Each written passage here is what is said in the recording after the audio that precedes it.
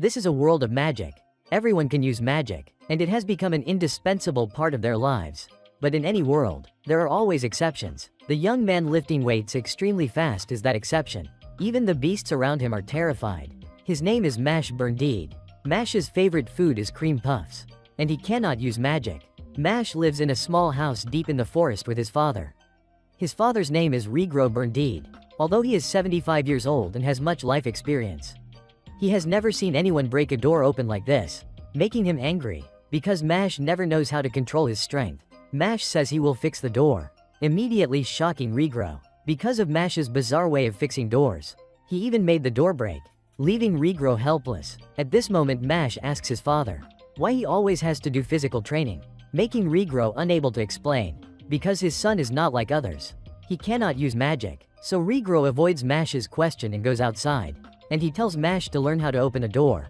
Before Regro leaves, he warns Mash not to go into the city, so Mash promises he won't go anywhere. But as soon as Regro leaves, Mash immediately runs straight into the city, because he cannot live without cream puffs.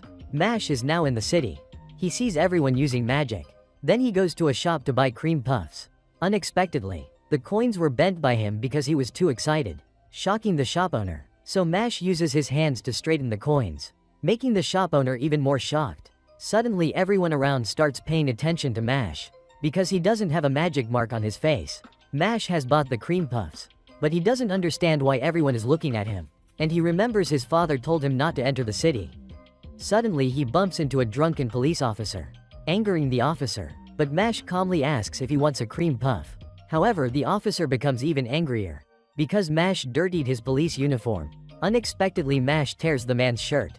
Turns out Mash only intended to wash it for him. Suddenly the officer's commander appears. His name is Brad, and Brad notices that Mash is someone without a magic mark, surprising him, as Brad is about to interrogate Mash. Luckily Mash's father appears and takes him away. Brad realizes this is his chance for promotion, so he creates a bird to follow them. Meanwhile, Regro is furious, because Mash sneaked into the city. So Mash sincerely apologizes, making Regro unable to scold him anymore. So he punishes Mash by making him redo the morning training. When Mash is about to go out the door, Regro opens it for him, because he is afraid Mash will break it again. At this moment Regro feels Mash is very obedient, even though he is at a rebellious age. It turns out Regro lives here with Mash to protect him, because he cannot let anyone discover Mash. Suddenly the police find their house, delighting Brad. He wants Regro to hand Mash over. Meanwhile Mash is training in the forest. He trains at a terrifying speed, scaring the wild beasts. After finishing his training, Mash returns home. Suddenly he hears Brad and Regro's conversation. It turns out this magical world can prosper, because they eliminate those who cannot use magic. Brad keeps forcing Regro to surrender Mash, but Regro refuses, making Brad furious and repeatedly torturing him. Regro remembers his past. His mother always scolded him, because his magic was too weak, so everyone saw him as a failure, making him lose hope in life. When he was about to end his life, suddenly he heard Mash crying. He discovered the child had no magic mark, so he had been abandoned. Suddenly Mash smiled at him. From that day on he decided to raise Mash. Even though they are not related by blood, Regro will always protect Mash. He shouts for Mash to run, making Brad furious, so Brad decides to deal with him. Suddenly Mash breaks the door and enters the house, surprising the police, and he easily defeated the two police officers. Regro didn't understand why Mash didn't run. Mash said, "Because we are family," and Mash began challenging Brad, making him burst into laughter. Because Mash had no magic, he would never be able to defeat them. Brad said he would defeat Mash in 3 seconds, and he immediately used his strongest spell. This spell could defeat a dragon, making Regro worried. Unexpectedly Mash was completely unharmed, shocking Brad. It turned out Mash had simply waved his hand to block the attack, making Brad unable to believe it. So Brad decided to try again. Unexpectedly Mash easily blocked it again. He even juggled Brad's magic spheres, making Brad feel insulted. Suddenly Mash borrowed his father's wand. Brad thought Mash could use magic. Unexpectedly Mash threw the wand, destroying Brad's magic circle, shocking Brad, because a wand could be used like that. Suddenly Brad became excited. He proposed a deal to Mash. Every year this country selects one special student. They are called a divine visionary. Brad told Mash to join the magic school and become the chosen one. If he becomes a divine visionary, Mash will be accepted by society. He will even gain wealth and fame. But if Mash refuses, he will become a target hunted by the entire country. Unexpectedly, Mash agreed, making Regro extremely worried. It turned out Mash only wanted a peaceful life with his father. The next morning, Mash began heading to Easton Magic Academy. This is a famous school in the Magic Kingdom, so many students apply to this academy, but only 3% of them can pass. At this moment, Lucci is observing the new candidates.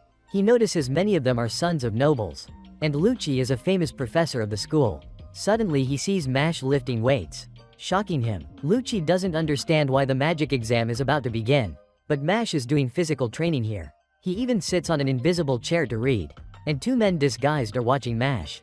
It turns out they are Regro and Brad. Regro doesn't think Mash can pass, because he has no magic, but Brad believes Mash will succeed. Lucci thinks Mash will be eliminated soon, so he appears and announces to the students he will supervise today's entrance exam, shocking the candidates, because he is one of the top 7 mages of the kingdom. While everyone admires Lucci, only Mash doesn't care, making Lucci annoyed. He decides he must fail Mash, so Lucci begins the first test. Unexpectedly, the first test is a written exam. Surprising everyone, the candidates see the letters on the paper constantly moving, and they must rearrange them into a complete spell. Regro thinks Mash will surely fail. Meanwhile, Mash sees the running letters, making him angry enough to break his pen. Unexpectedly, all the letters freeze in fear, shocking Regro and Brad. When Mash submits his test, Lucci is also surprised, because the letters are arranged perfectly. And in the following tests, Mash keeps shocking everyone, because he passes them easily. Lucci doesn't know how to eliminate Mash, so he creates a huge maze, and inside it are many traps. The candidates must complete the maze within 30 minutes. Mash feels this test is too easy. Suddenly, a girl asks to accompany Mash.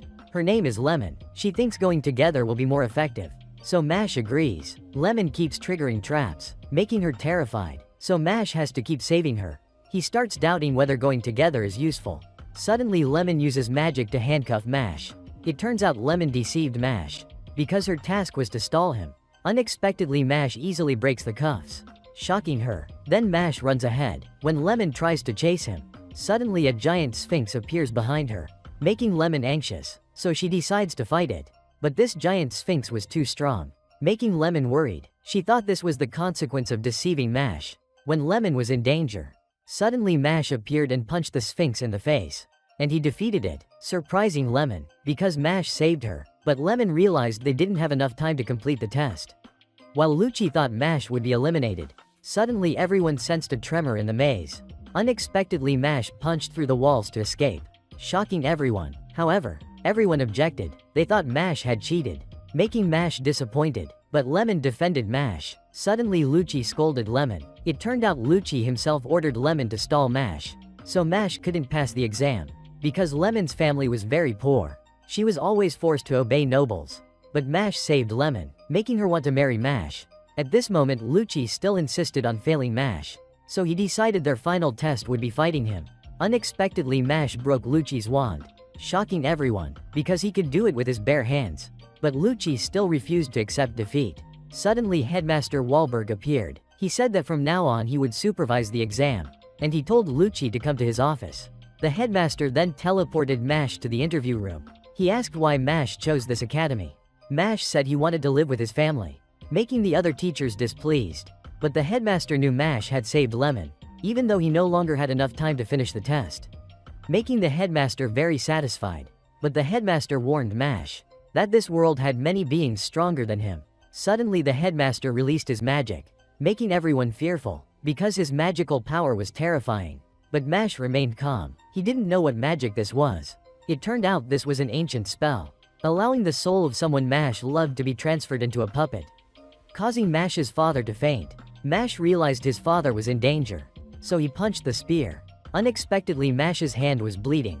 The headmaster said Mash couldn't do anything in this situation. Suddenly, Mash used both hands to stop the spear, surprising everyone. The headmaster realized Mash was willing to use his strength to protect others, so he cancelled the spell, and he said he was only testing Mash. However, Mash declared to the headmaster, "If you face me, I will punch you unconscious," making the other teachers furious. But the headmaster was delighted, and he said Mash had passed the academy entrance exam. Mash then began his first lesson. It was unlocking locks with magic, but Mash simply broke the lock with his hands, making the teacher angry. because he didn't use magic. Finn sat next to Mash. He thought Mash was crazy. Outside, another student was observing Mash. At this moment, Finn only wanted to stay away from Mash. Unexpectedly, Mash ended up sharing a dorm room with him. Mash even removed the door. When they began introducing themselves, unexpectedly Mash gave names to his muscle groups, shocking Finn, but they still had to share a room. Mash asked how to become a divine visionary. Finn explained he had to collect gold coins from academy tests, and if his score was too low, Mash would be expelled too, making Mash feel troubled. But Finn encouraged Mash, so Mash invited him to eat cream puffs. The next morning, Mash was getting used to academy life. Even though he didn't use magic, the teacher was teaching how to use a flying broom. While everyone could control their broom, Mash still couldn't make his move. Suddenly another student mocked Mash, so Mash stomped the ground, making the broom fly into his hand. So the student thought Mash was cheating. He challenged Mash to a flying race. The loser must obey the winner. He was still very confident, because he thought Mash couldn't beat him. Unexpectedly, as soon as the teacher signaled the start, Mash instantly teleported to the finish line, surprising everyone, because they didn't see him move. But Finn saw it. Mash threw the broom, then he jumped and rode on it, while the student was angry, because he thought Mash cheated. Suddenly another student came to help them reconcile. Everyone recognized his name was Cavil. They all wanted to stay away from him, while Cavil wanted to be friends with Mash. But Mash misheard his name as Cabbage, making him annoyed, so Cavil told Mash to meet him after class. Then Cavil bullied the student, because he lost to Mash. He even beat him unconscious. Finn told Mash Cavil was the son of a high-ranking member of the Bureau of Magic. If Mash opposed Cavil, he would be expelled, so many students feared Cavil. Mash was making cream puffs in the kitchen. He remembered his father, so he decided to become the top student of the academy no matter what. Suddenly he realized he forgot something. It turned out Cavil was still waiting for Mash in the schoolyard, making him furious. The next morning Mash saw his book torn. Finn realized it was Cavil's followers. Suddenly Cavil came to blame Mash, because Mash made him wait yesterday. Then Cavil made Mash an offer. If Mash obeyed him, he would put in good words for Mash to the vice principal. Unexpectedly Mash immediately agreed, making Cavil pleased, so he told Mash to carry his things, then polish his shoes and do many other tasks. Mash's book continued to be damaged, so Mash wanted to read together with Finn, but Finn just wanted to stay away from Mash. Suddenly Mash gave Finn cream puffs, and said Finn was his good friend. Surprising Finn, Cavil continued looking for Mash. Suddenly he spilled a cup of water on the floor, and Cavil told Mash to clean it. Unexpectedly Mash still did it. He even polished the floor until it shone. Cavil then continued bullying Finn. He threatened, if Finn didn't obey, he would be expelled, but Finn refused to obey anymore, making Cavil angry, so he tied Finn up. Then he beat him. Mash happened to walk by. He saw Finn being bullied by Cavil. Mash didn't understand what was happening. Finn confessed to Mash. He was the one who ruined Mash's book, and he didn't want to obey Cavil anymore, because Mash treated Finn as a good friend. Finn didn't want to keep doing bad things to Mash, while Cavil continued tempting Mash. He promised to speak well of Mash to the vice principal, but Mash was very angry. He grabbed Cavil's hair and smashed his head into the ground, knocking him unconscious, shocking everyone. Finn said this would get him expelled, but Mash didn't care. Suddenly Vice Principal Farman appeared. He scolded Mash for using violence in the academy. Farman said he would call a council meeting to punish Mash and Finn. But Cavil wouldn't be punished, because Farman said they belonged to different classes. Unexpectedly Mash immediately attacked Farman, shocking everyone, making Farman furious. When he tried to attack Mash, Mash punched him in the face again. He even tried to bury Farman in the ground. Mash threatened Farman. If Farman ever did anything that affected him, Mash would bury him anytime, making Farman terrified. The headmaster later met Mash privately, because he attacked Cavil and buried Farman. The Bureau of Magic demanded Mash be expelled immediately, and Cavil was the son of a high-ranking bureau member. However, the headmaster burned the bureau's notice, because he disliked a world where power and money were used to oppress others. So he liked Mash's personality, and he wanted someone like Mash to become a divine visionary. The headmaster explained, if Mash wanted to become a divine visionary, he had to rank first in the academy, and he had to collect gold coins through school activities. But Mash felt sleepy, because he was overwhelmed with information. So the headmaster promised to help him deal with Farman. Mash's mission is to collect as many coins as possible. At that time, the news of Mash defeating Cavil and the vice principal spread across the school. So he became famous. The The next morning, a second-year student named Tom came looking for Mash. He wanted Mash to represent Adler Dorm in the Duello tournament. But Mash didn't know what Duello was. It turned out it was a flying broom sport. Even though Mash said he couldn't ride a broom, Tom still forced him. The next morning Mash was forced to join the match. When the match began, everyone flew into the air. But Mash still stood on the ground. While everyone was enjoying themselves, Mash only wanted to go home, because he couldn't use magic. Finn and Lemon were worried for Mash. Suddenly Tom scolded Mash, because he couldn't feel Mash's fighting spirit. Tom told Mash to be like bamboo, able to survive any harsh condition. Then Tom explained Duello's rules to Mash. Players must grab the ball in the air and throw it through a ring to score. However, they cannot use any magic except broom riding.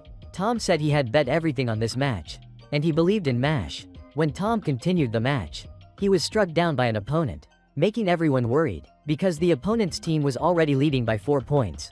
Tom realized he had broken a bone. He scolded the opponent for cheating, but the opponent kept provoking them. Tom thought their team would lose, because they didn't have much time left, but he still trusted Mash. At that moment the opponent's score kept rising.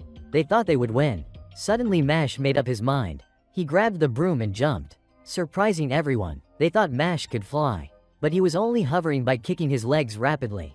Mash told his teammate to throw the ball to him. The opponents thought he couldn't do anything, but Mash hurled the ball at incredible speed, and he scored, shocking everyone. But Mash's team was running out of time. Unexpectedly, the ball flew back into Mash's hand. It turned out he had spun the ball extremely fast, making it return to him. Mash then kept scoring continuously, leaving everyone speechless, because Mash looked like he was playing alone. In the end he scored 999 points, astonishing everyone, helping Mash's team win overwhelmingly. Afterwards Mash was awarded a silver coin. Finn felt happy for Mash. Suddenly Tom came to him. He thanked Mash for helping him win. That night, a student saw Mash's information in the newspaper. It annoyed him, so he decided to make Mash his next target. The next morning Mash's group was getting closer to each other. Suddenly that student came looking for Mash. Tom and Lemon recognized him as Lance Crown, the top scorer of the entrance exam. So Lemon admired him. Suddenly Lance challenged Mash. He took out a magic jar, and it trapped Lemon's group inside, making them worried. Lance said if Mash wanted to save them, he had to follow him into the forest. Mash now faced Lance. Lance used 2 silver coins to bet with Mash, surprising Tom. He realized Lance had 2 magic mark lines on his face, showing that his magic was very strong, because most people only have 1 line. However, a rare few have more lines. Their appearance rate is 1 in 100,000. Lance said they would fight, until only one remained standing. Lance believed he would win, because he had observed Mash during the entrance exam. While Lance thought Mash was scared, Mash told him to shut up and fight, making Lance excited, so he used magic to clear the surrounding trees, creating an arena. Mash began to attack, but Lance used gravity magic to pin Mash to the ground, making everyone worried. While Lance thought Mash was too weak, he said Mash didn't deserve a silver coin. Lance said no one could move under his gravity. Unexpectedly Mash punched the ground, and ripped a tree out of the earth, surprising Lance. Mash continued attacking Lance, even though Lance kept using his gravity magic. But Mash was still able to attack.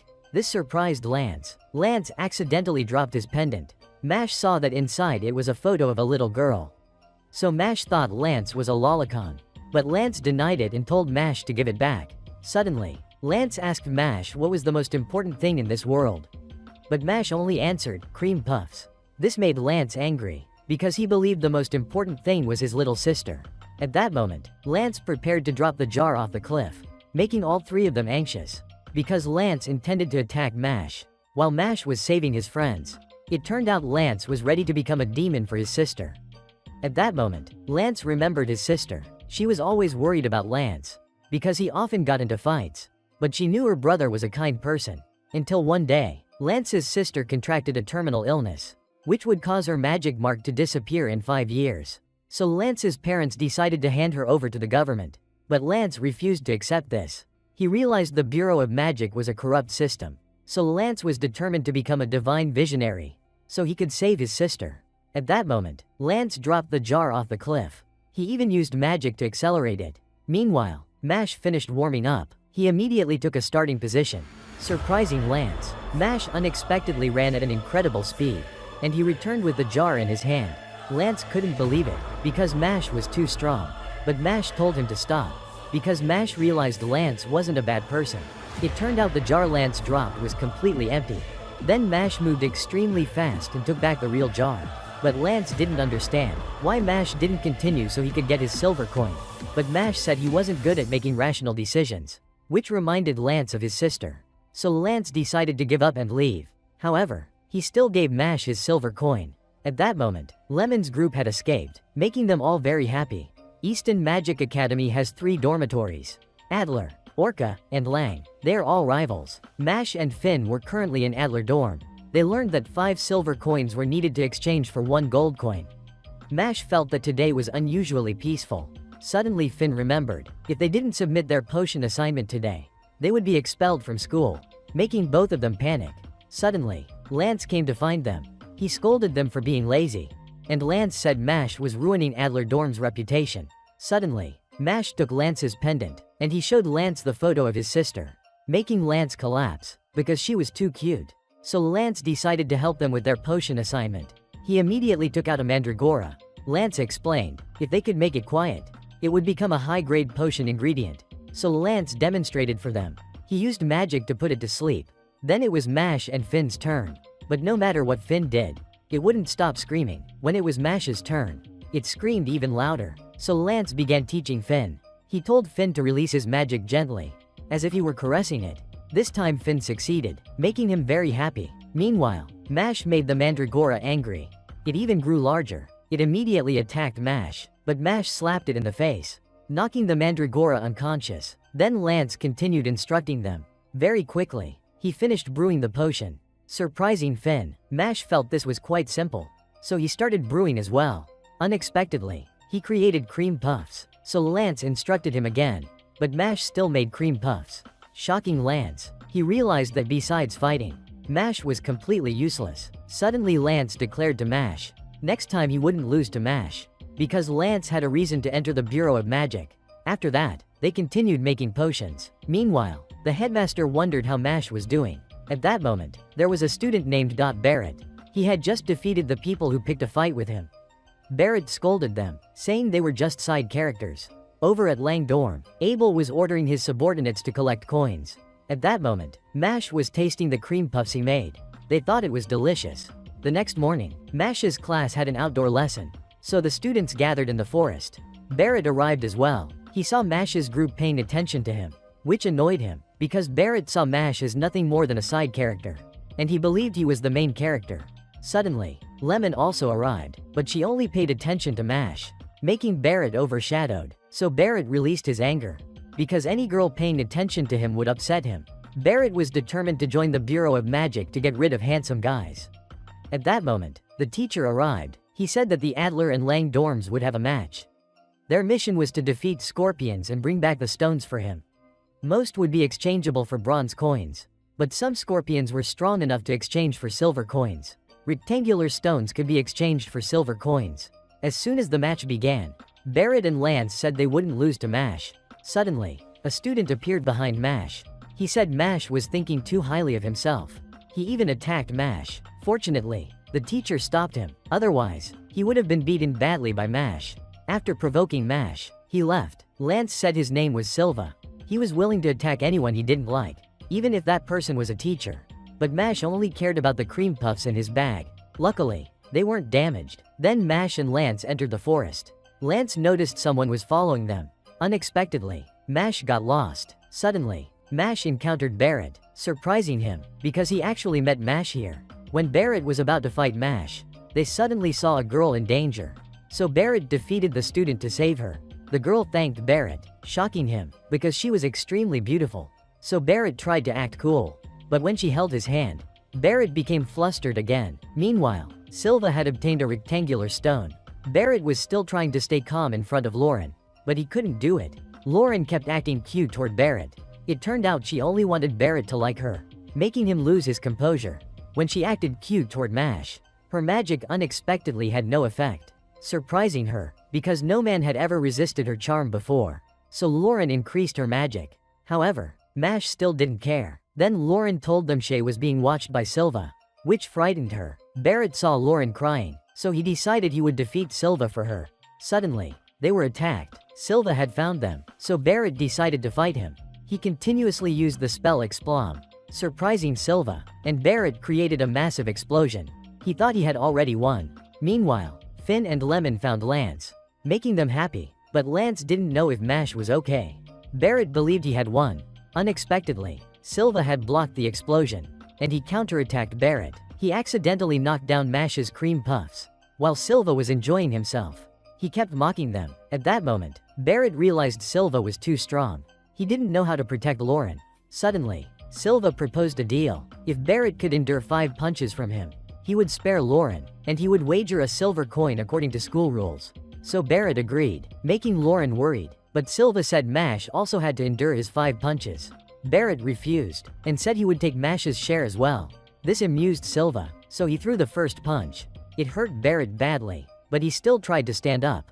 Making Silva delighted, he continued to launch the next attacks, making Lauren worried. When Silva unleashed his 9th strike, he saw Barrett was still standing, which surprised him. Turns out Barrett still wanted to protect Lauren and Mash, and he never doubted his daughter's tears. Silva immediately launched the final blow. He thought he had already won.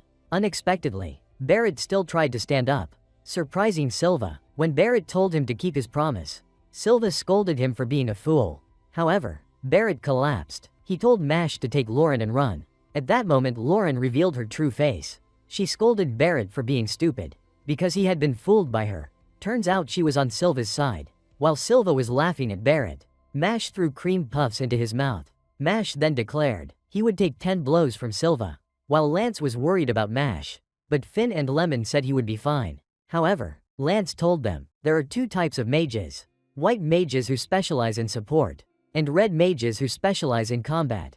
Dual-path red mages are very rare. Some are even stronger than Mash. At that moment, Silva continued to mock Barrett. Silva said he hated people like Barrett. When Silva was about to continue tormenting him, Mash punched him in the face, but Silva managed to block it. Silva believed Mash was not his match. He was much stronger than Mash. So Silva began attacking Mash, which delighted him greatly. Unexpectedly, Silva's attack was blocked. At that moment, Mash started getting serious.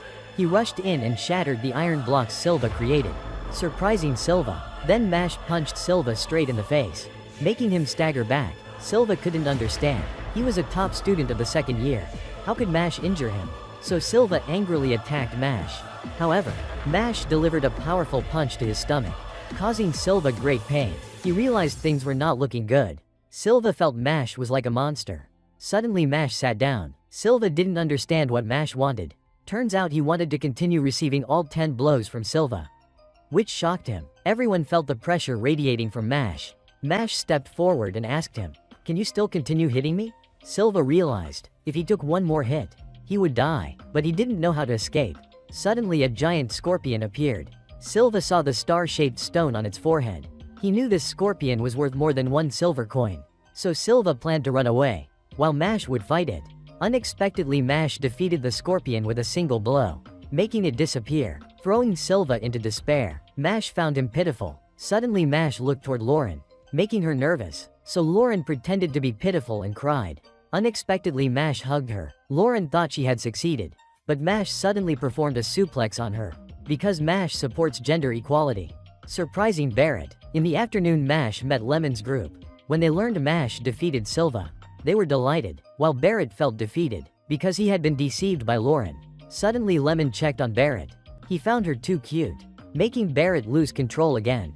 After that, Barrett thanked Mash, even though thanking someone was hard for him. Lance then told Mash Lang Dormitory was hunting Adler's coins. That was why Silva provoked them. Lang Dormitory belonged to the upper class, so they would do anything to stop commoners from entering the Bureau of Magic. And the coin war with Magia Lupus had begun. Mash then exchanged 5 silver coins for 1 gold coin, making Barrett's eyes dazzled. But Mash didn't know how the school's dormitories were sorted. Finn said they had been assigned from the beginning. Turns out before students enrolled, the teachers had the students touch the head of the skeleton unicorn, and it would assign them to their dormitory. It turned out it could read people's thoughts. However, when it was Mash's turn, it only saw cream puffs, surprising the skeleton unicorn, because this was the first time it had encountered such a case. So it let Mash into the Adler dormitory. That was why Mash was in this dormitory. At that moment, Lance continued explaining. Magia Lupus was a group of 7 students, and Silva was also one of its members. So Lance told Mash to stay away from Lang dormitory. The next morning Mash was lost. He didn't know where his classroom was. So Mash planned to enter a random room. Meanwhile, Silva was apologizing to his leader. However, Abel had never placed any expectations on Silva, and he collected coins to control this world. Because he was of noble blood, Abel only saw Silva as a disposable pawn. Afterwards, Abel turned him into a puppet. It turned out Abel's goal was to become a divine visionary, and he called the doll in his hand, Mother. Suddenly Mash entered the wrong room. He even broke the door. Mash asked Abel, "Do you realize you are talking to a doll?" At that moment Abel realized. Mash was the one who defeated Silva and had the gold coin. Abel asked, "Why do you want to become a divine visionary?" Mash replied, "I just want to live peacefully with my father." However, Abel said Mash was lost, because he thought the divine visionary was a noble lineage of gods. So Mash was unworthy of it, and Abel would restore society to its true nature, because he hated the weak, because they were always protected and fought for equality. Meanwhile, Abel saw himself as a superior being, and the strong devouring the weak was the law of nature. Mash misunderstood Abel wanted to live in peace, freezing everyone in place. They thought Mash was mindless, but Abel took it as a declaration of war. Suddenly Abel used the puppet to attack Mash, but he easily dodged and defeated it. Thanks to that, Silva returned to his human form. Abel continued using another puppet, and it took Mash's gold coin for Abel. Afterwards it pushed Mash back. However, Mash accidentally stepped on Silva, so he decided to bring him to the infirmary first, because he thought it was more necessary. But Mash declared, "No matter how strong you are, I will not lose," surprising the members of Magia Lupus. Then Mash left. Abel thought Mash was overconfident, but he felt something was off. Abel discovered the gold coin in hand was the button of the puppet, surprising him. It turned out when the puppet shot the coin, Mash had bitten the puppet's button and quickly pulled it out. Then Mash used his lungs to suck the coin back. So Abel found Mash very interesting. At that moment Mash brought Silva to the infirmary. When he woke up, Silva saw Mash training, which surprised him. Silva realized Mash was the one who brought him here. He didn't understand why Mash would save an enemy. Mash said he didn't want anyone to get into trouble. Afterwards Mash left. At that moment Lance and Barrett came to Mash's room. But Barrett didn't like Lance, because he was too handsome. Lance also didn't like rude people like Barrett. When they were about to fight, Finn got worried. Fortunately, Mash returned, so they calmed down. Lance said they needed to plan to search for coins. Suddenly Lemon came to inform them. She would lead them to the magic scale. Currently Lang dormitory had 15 gold coins, while their Adler dormitory only had Mash's 1 gold coin, which made Lemon worried, because if Lang continued like this, they would have 1 divine visionary, while Orca dormitory only focused on research, so only Adler dormitory could stop Lang. Barrett saw Lemon calculating very skillfully, but she only focused on Mash. At that moment they decided to work together to surpass Lang dormitory. However, Mash was being made to clean the bird cages. It turned out the principal had punished him, but Mash saw there were too many birds. Suddenly Lance came to help him. He explained, Lang was after Mash's coin, so they would hunt them. At that moment, 2 members of Magia Lupus were hunting coins. They were Anzer and Allure. It turned out that their target was Mash, while Mash was taking care of the birds. Suddenly, Allure created a puddle for Mash to fall into. It turned out he was the 6th member of Magia Lupus. Anzer was the 7th member. At this moment, they wanted to fight Mash and Lance, so they took out the golden coin to place a bet. Suddenly, Allure transformed into a shark, and he sank quietly, while Anzer was fighting Lance. He attacked him. Lance realized that his magic was controlling shurikens. When Lance intended to use gravity magic, he noticed the birds around, so Lance couldn't use his magic, because his younger sister loved cute animals very much. Anzer continued using 2 shurikens. Lance saw the birds behind him, so he couldn't dodge. At this moment, Anzer started teasing Lance, because he was too weak, which annoyed Lance. Anzer said that he liked to oppress the weak, so that he could feel superior. Suddenly, Lance dropped a blade into a bag of food. Anzer didn't understand what he was doing, so he attacked, but this time Lance didn't dodge. It turned out he had lured the birds closer to the bag of food, and he was able to use gravity, which surprised Anzer. At this moment he realized, Lance wasn't attacking because of the birds, so he used his strongest magic, but Lance used gravity to pin him down. Anzer didn't understand why they both had 2 scars on their faces, but the gap in their strength was too big. Lance explained, he fought for his sister, and those who only fight for themselves, like Anzer, could not resist Lance's determination to save his sister. While Allure thought Mash couldn't escape his sea, suddenly something swam past him very quickly, which shocked Allure. It turned out Mash was practicing swimming, and he thanked Allure for helping him learn to swim. Allure thought he was the hunter, but he became the hunted, so Allure decided to use all his power. He transformed into a bigger form, but Mash charged at him and defeated him easily. At this moment, Mash and Lance had won, so they took the golden coin. Mash felt it was too easy. Suddenly another person appeared. Surprisingly, he moved very fast, which shocked them. Even Lance couldn't use his magic, but Mash took a starting stance. He dashed in front of him. However, he managed to dodge. It turned out Abyss's mission was only to return the failed members. When he trapped them in a jar, Abyss said they would meet again soon and left. Lance realized that defeating Magia Lupus was very worthwhile. At this moment, Abyss noticed that his mask had been damaged. He realized Mash did it without any supportive magic, so Abyss thought Mash was like him. At the Orca dormitory, Abyss was hunting Rhodes. He was a master of using magma. However, he was also defeated by Abyss and had a golden coin taken. The next morning, Lance explained to Mash about Magia Lupus. They were all top members of the school. If they were on the defensive, it would be very disadvantageous. So Lance suggested they proactively steal their coins. But Mash was only focused on making cream puffs. Later, Lance gave Mash the dormitory cloak. This would help them identify which dorm they belonged to.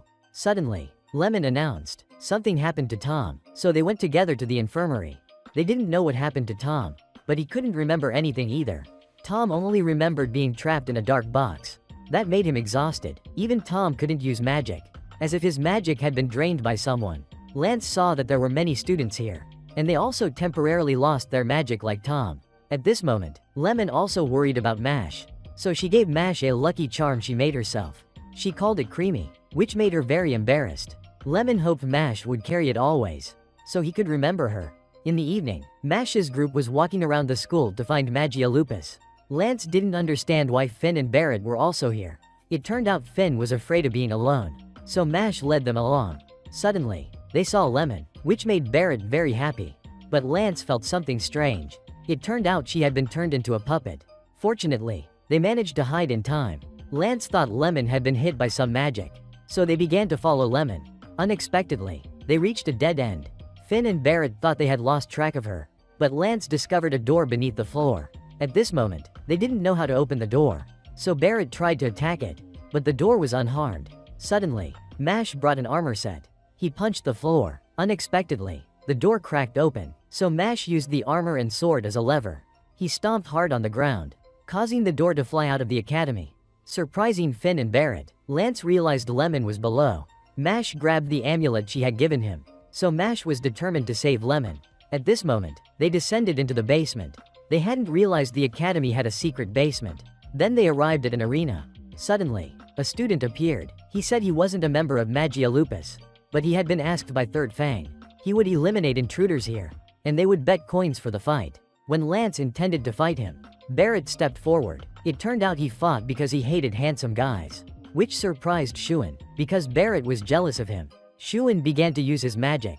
On the side of the Bureau of Magic, the minister informed Principal Wahlberg 6 notorious convicts had escaped from Hecatree's prison, and their supporter was Innocent Zero. While Barrett began attacking Shuin, but Shuin easily blocked Barrett's strike with thorny vines, making Shuin wonder, were these the ones who had defeated Silva, making Barrett embarrassed, because he was beaten badly by him. But Shuin was confident he was much stronger than Silva, which made Barrett amused. He continued attacking Shuin. It turned out Barrett had created traps on the floor. These traps were 5 times stronger than normal. Shuin realized Barrett wanted him to step on them, so he thought he wouldn't be fooled. Shuin attacked and caught Barrett. Thorny vines even sprouted from him, causing Barrett a lot of pain. Shuin was confident he could attack him without moving. When he intended to finish Barrett, unexpectedly, Barrett triggered his trap, causing a big explosion. It turned out the trap was a timed bomb. Then Barrett continued activating the remaining traps. Finally, Barrett defeated Shuin, which made him delighted. Unexpectedly, even though Shuin had lost, he still posed very coolly. Suddenly, they sank into the ground. However, Mash and Lance remained calm, because they knew Magia Lupus wouldn't let them pass easily. At this moment, Lance was taken to another room. Suddenly, he felt pressure behind him. Another member of Magia Lupus appeared. He saw Lance had 2 scars on his face. But he was still disappointed, because he had been looking forward to meeting Mash.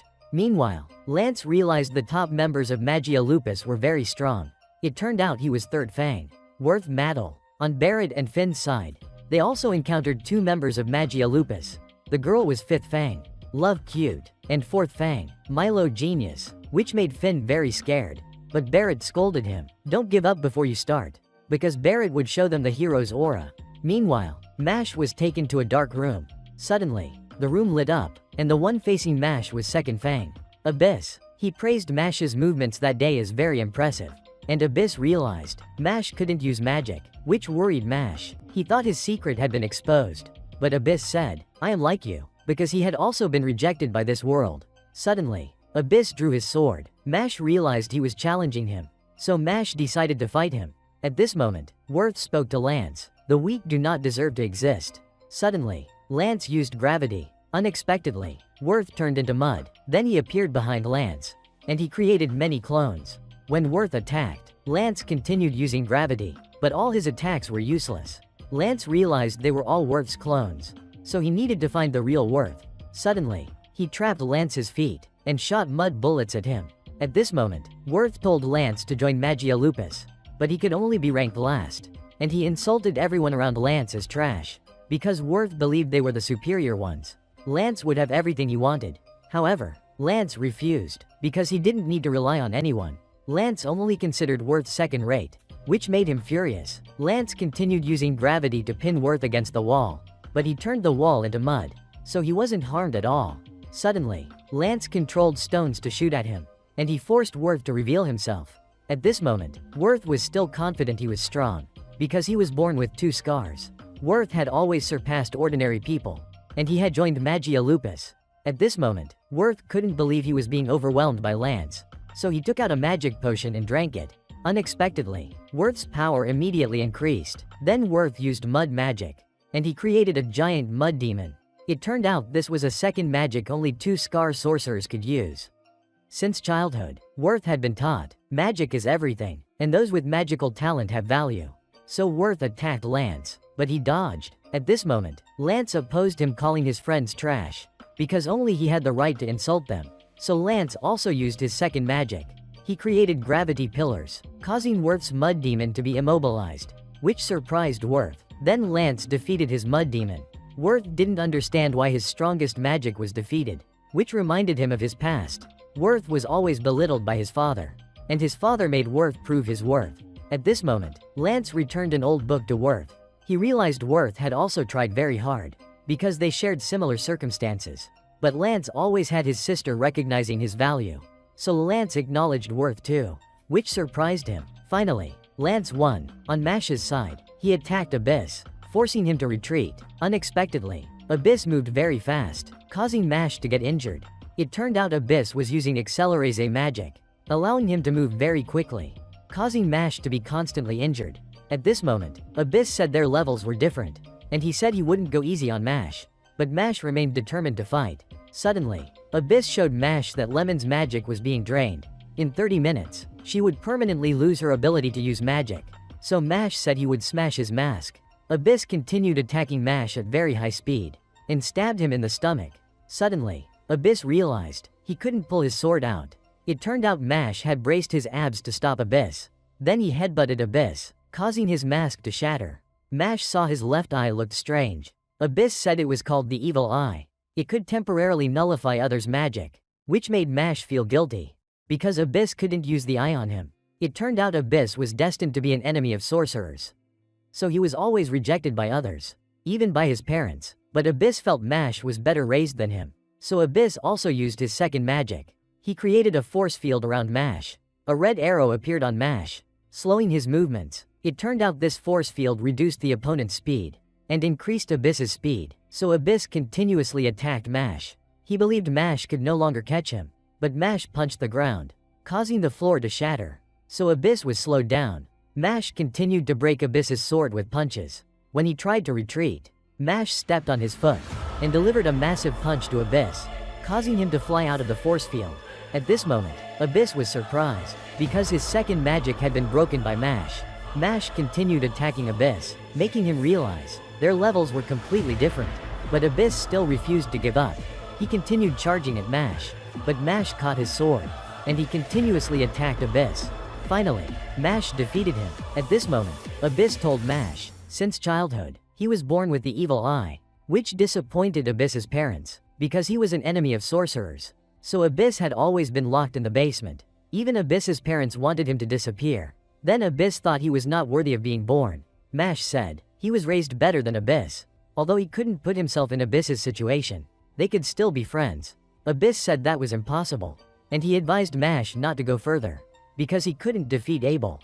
But Mash didn't care. He was determined to defeat him. And Mash said to Abyss, even if the world hated that eye of Abyss, Mash's attitude toward him would not change, which surprised Abyss. It turned out that was how Mash's father had raised him. Above them, another student had opened the basement door. Meanwhile, Finn and Barret were confronting Love and Milo. But Milo left everything to Love. At this moment, she asked them if she looked cute, freezing Finn and Barret in place. But Barret apologized to her, because he already considered Lemon his fiancé, which disappointed Love, so she decided to deal with them. Love used magic. Fortunately, Barret managed to block her attack. He realized the situation was dangerous, because Love was a two-scar sorcerer, so her magic was stronger than his. At this moment, Love continued asking them, do I look cute? But Barret still refused. So Love attacked him. She said she would deal with those who didn't know how to love themselves, which angered Barret. He counterattacked when Love tried to block. Unexpectedly, Barret was just distracting her, and he intended to steal Love's wands. But Barret was hit by her, which made Love very happy. She revealed that Milo could turn targets into stone, and Milo was looking for Mash. If Barret didn't defeat her within 30 minutes, Mash would be turned into a statue. So she continued attacking Barret, which made her delighted. Meanwhile, Barret was in a lot of pain, and he remembered his past. It turned out that as a child, Barret was often bullied, but Barret's sister always helped him. She told Barret he had to fight back, but he didn't want to. So Barret's sister said, if you have true friends, never betray them, which reminded him of Mash, because Mash had once fought for him. At this moment, Love prepared to attack Finn, which scared him. Suddenly, Barret broke Love's magic, which surprised her. Barret was extremely angry, because they mocked his friends.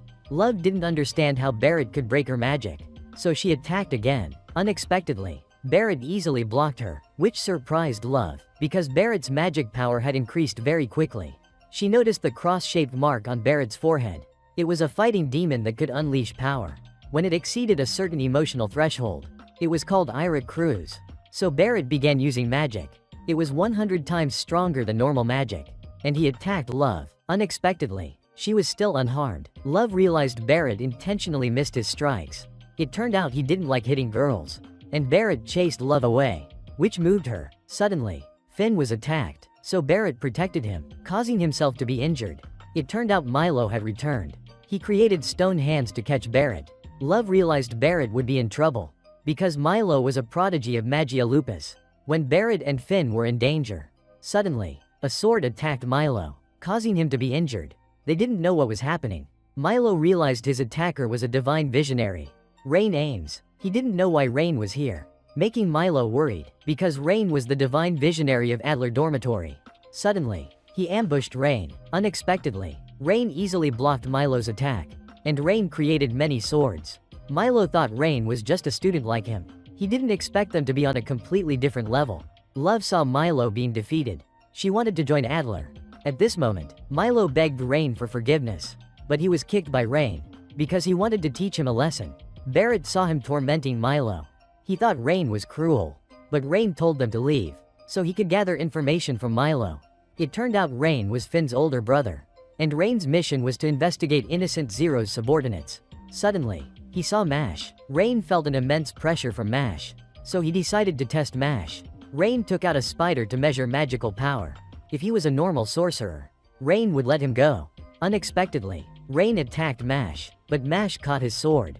The spider saw Mash had no magic, which surprised it, so Rain continued attacking Mash. However, Mash dodged all attacks. The spider still couldn't detect any magic from him. He realized Mash had no magic, but Rain still wanted to test Mash one more time. He used 10% of his power. Unexpectedly, Mash held Rain's sword, and he used it to block the swords. which surprised the spider. Rain realized he was not a subordinate of Zero, so he asked Mash's name.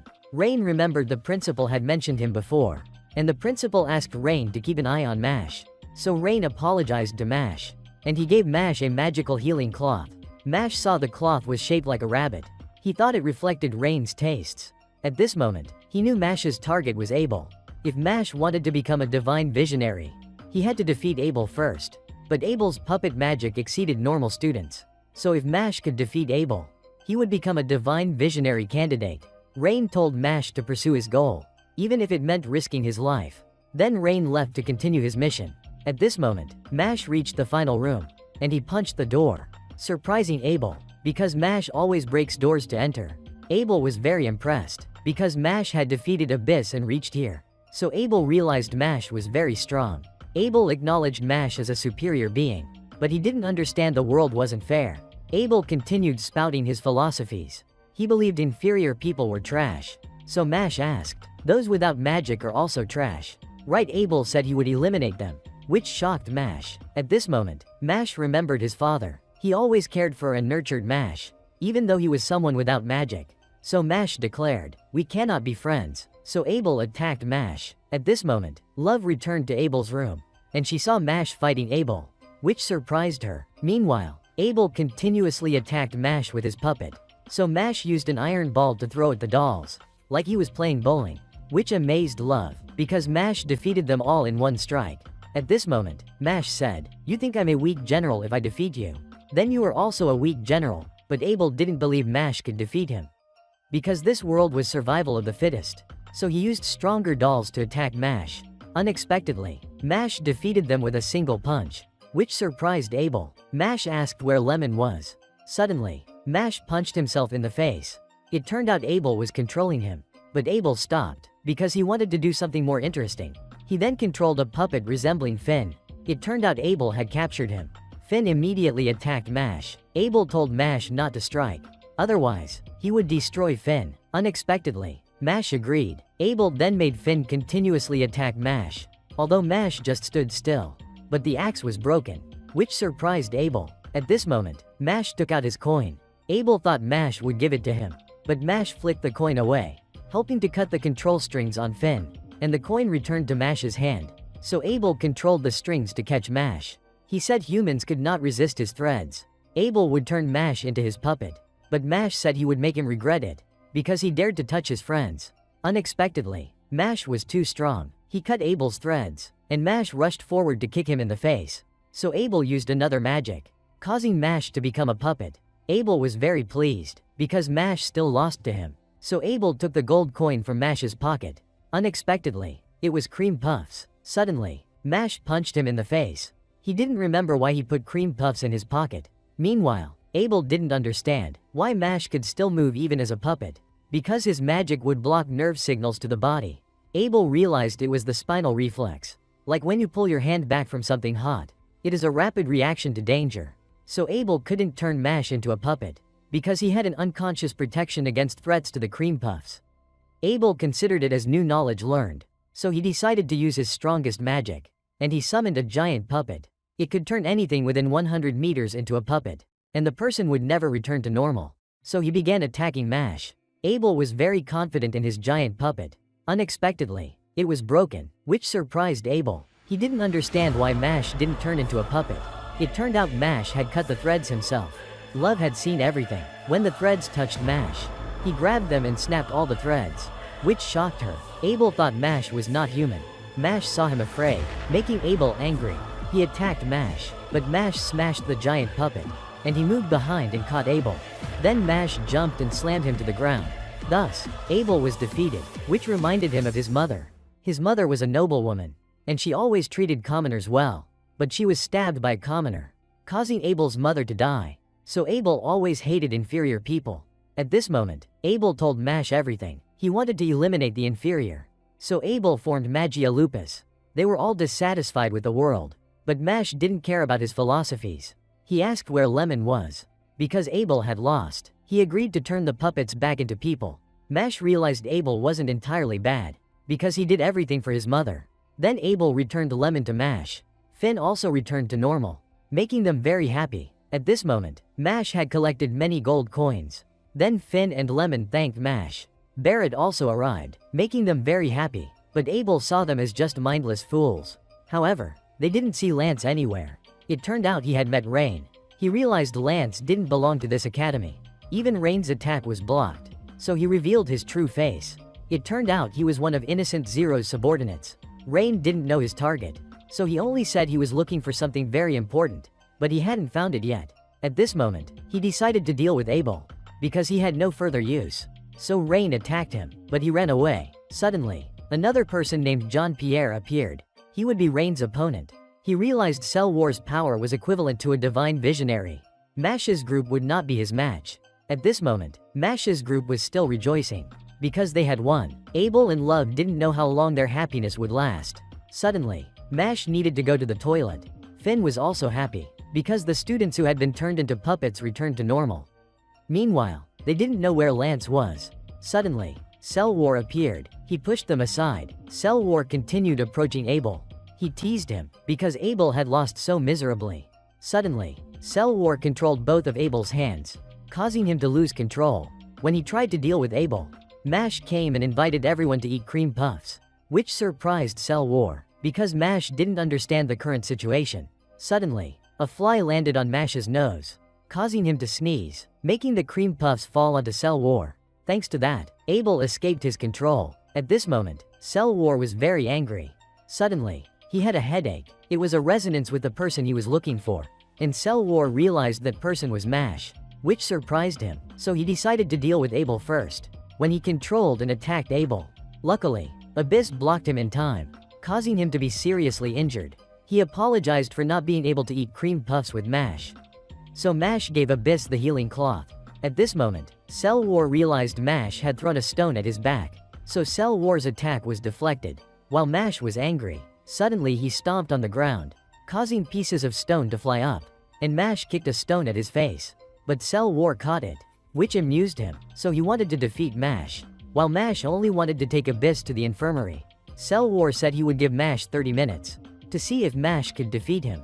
Cell War continuously attacked Mash, causing Mash to be injured.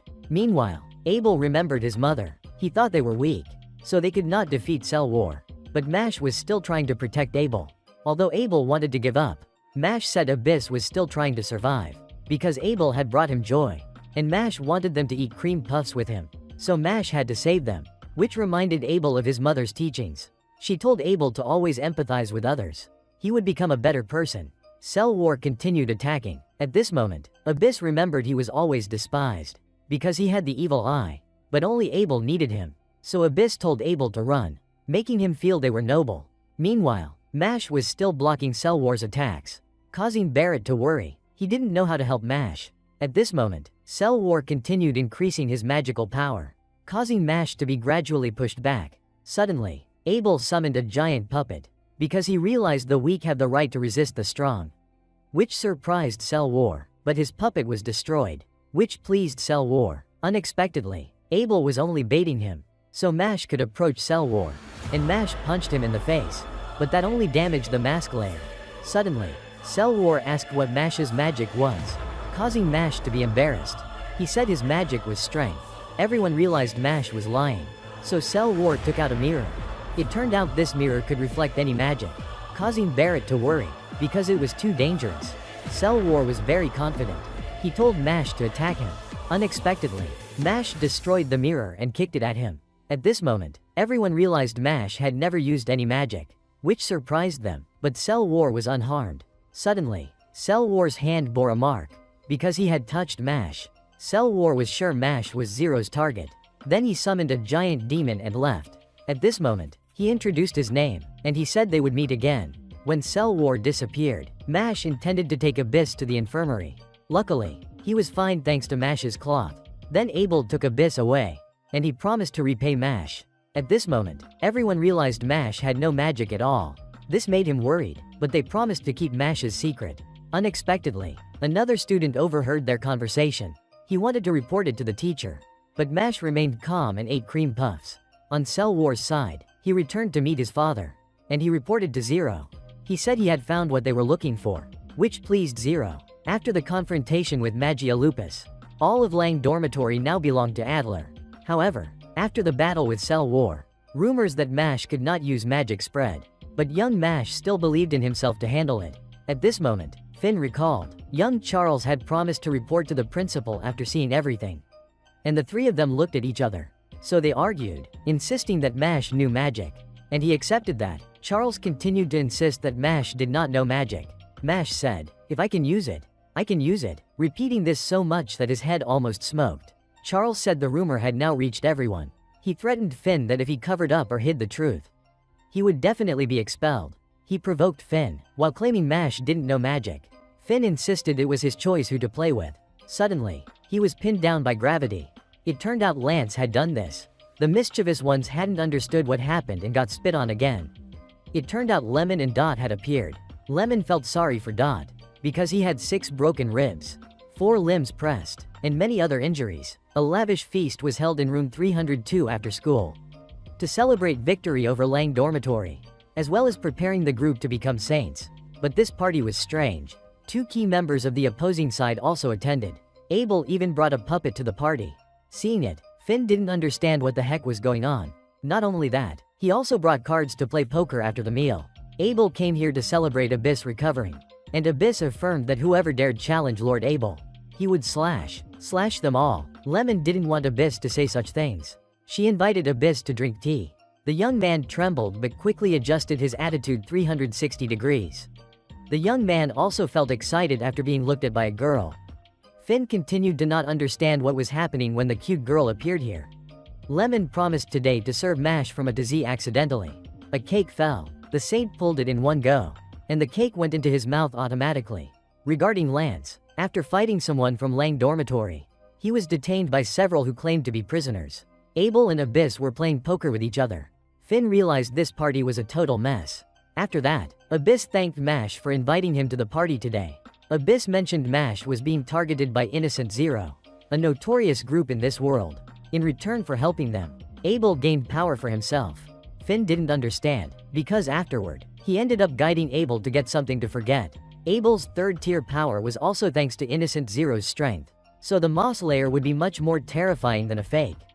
Abel only borrowed the power to get the coins, but Abyss guessed that the person they were targeting had some connection to Mash. So Abyss predicted they would definitely return. Abyss also knew Magia Lupus would be punished. The goal of creating a world full of good people like Lord Abel's mother. Abyss thanked Mash very much, because Mash made that a reality. Charles continued searching for evidence about Mash, but he was extremely shocked, seeing Mash happily talking with the top 2 of Lang Dormitory. Then, unexpectedly, Abel returned and asked if there were any issues in this room. Without much talking, he activated the 3-step dance immediately afterward. Lemon was curious about the conversation between Abyss and Mash, but it continued as Abyss's shaking display. Mash also received a summoning letter. The next day, Mash stood before the gallows of the Magical Bureau. Mash was severely accused for hiding the fact that he had no magic. This world was created by the gods, the life of all creatures, so magic was also given to humans by them. Therefore, Mash's existence was fundamentally a mistake, and it needed to be resolved quickly. Suddenly, a saint appeared. He was Rio Grants, captain of the Light Guard. He knew the path to success came from personal effort. Rio knew everyone lived by the rules of the majority, so if he satisfied everyone, order would never be maintained. Therefore, Rio wanted Mash to rally the majority to his side, and everything would be resolved peacefully. He summoned a candle using his card. Rio wanted Mash to light it, without being allowed to touch it. Rio wanted to see Mash create a miracle stronger than magic, so he told him to prove it. The old man thought this was absurd for someone without magic. Mash lightly played with his magic. Then Mash used the skill left by the ancestors of humanity. He rubbed his magic against the floor at the speed of light. Then a large flame erupted. The old man was stunned because the floor was made of stone. Then the candle was also lit. Mash also realized Rio's words. Saint Mash promised he would rally the crowd to his side, using his own fists. Rio was very pleased with what Mash said. Suddenly, the remaining saints also arrived. They came with the mission to punish those without magic. For them, the law was absolute, so there would be no exceptions. Suddenly, a wave of sand wrapped around Mash's legs. Then a large sandstorm hit Mash. All the saints appeared as well. Revel, who managed the magical cemetery, was immortal. Caldo managed fire magic talents. Surara managed ice magic research. Safina managed forbidden knowledge spellbooks. Egito managed magical creatures, specifically dragons, and those who had no exceptions to the law also attacked Mash. Order managed the power of the desert magic. Or rather, the desert. They considered this the consensus of all the saints. So Mash was sentenced to death. Mash was extremely shocked. Suddenly, the old man, controlled by Innocent Zero, declared that Mash belonged to Innocent Zero. Innocent Zero had implanted a parasite inside the old man's body. It was considered a very dangerous magical parasite, nourished by mana. If separated from its host, that person would become the next host. Innocent Zero asserted to all the saints that this world belonged to them. Rio realized this was considered a declaration of war against the Magical Bureau. Rio descended and wanted to extract the parasite, but Rio was stopped by Magical Bureau personnel, because Rio would become the next host. Before he could finish his plan, Mash grabbed it. It immediately crawled into Mash's mouth. In less than 5 seconds, Mash vomited it out. It was even shaped like a dog.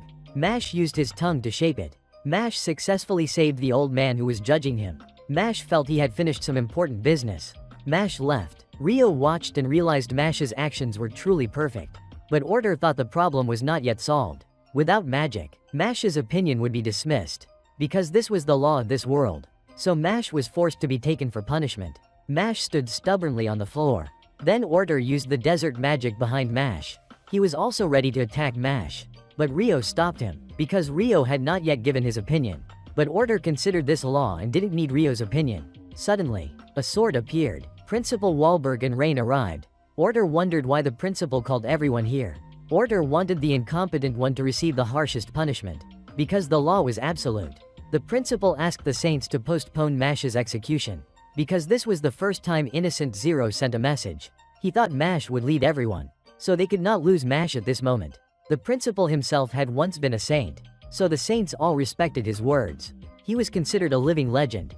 In his youth, he could fight Innocent Zero one-on-one, so Rio greatly admired him. But Order could not accept this. Suddenly, the principal removed his hat, and admitted that Mash indeed did not know magic. All the saints were quite surprised by this action.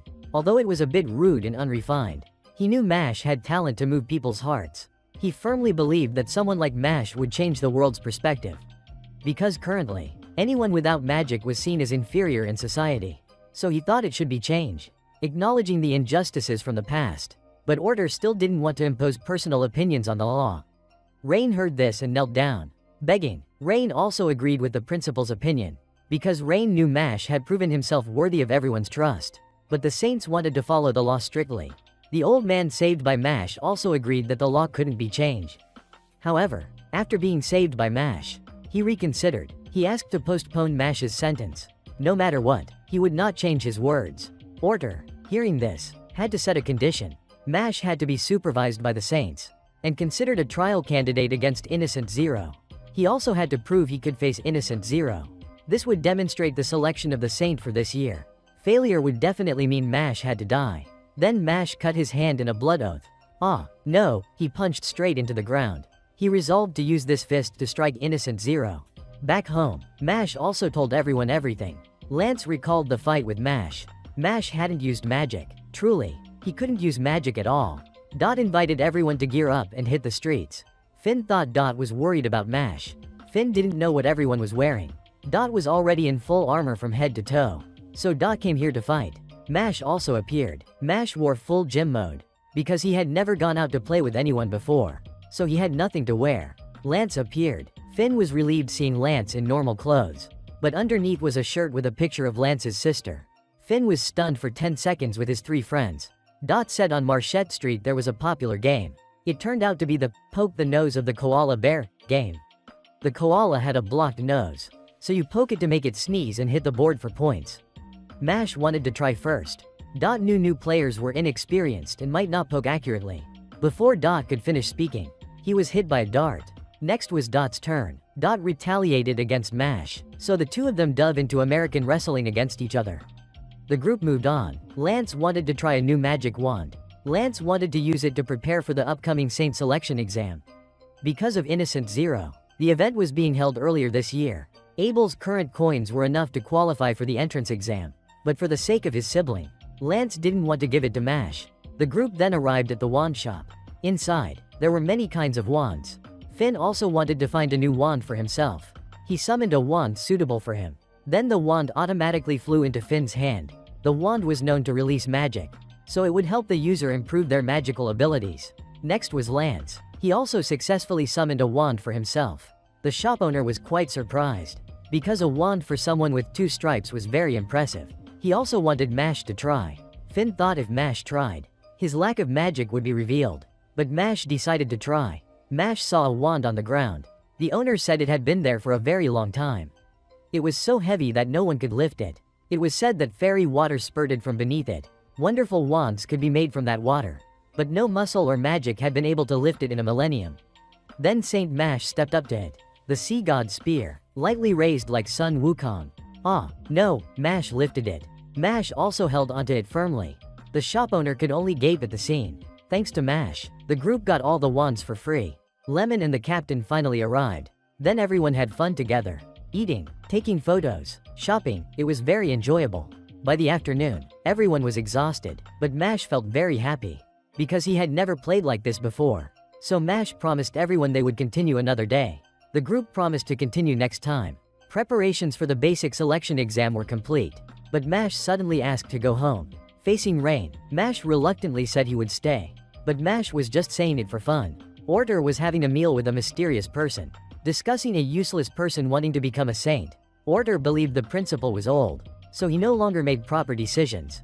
Those in power needed to intervene before problems arose. Order insisted Mash shouldn't participate in the saint selection, and the mysterious person was the head of House Orca, Margaret. But Margaret didn't want to follow anyone's orders. He only cared about one thing: stimulation.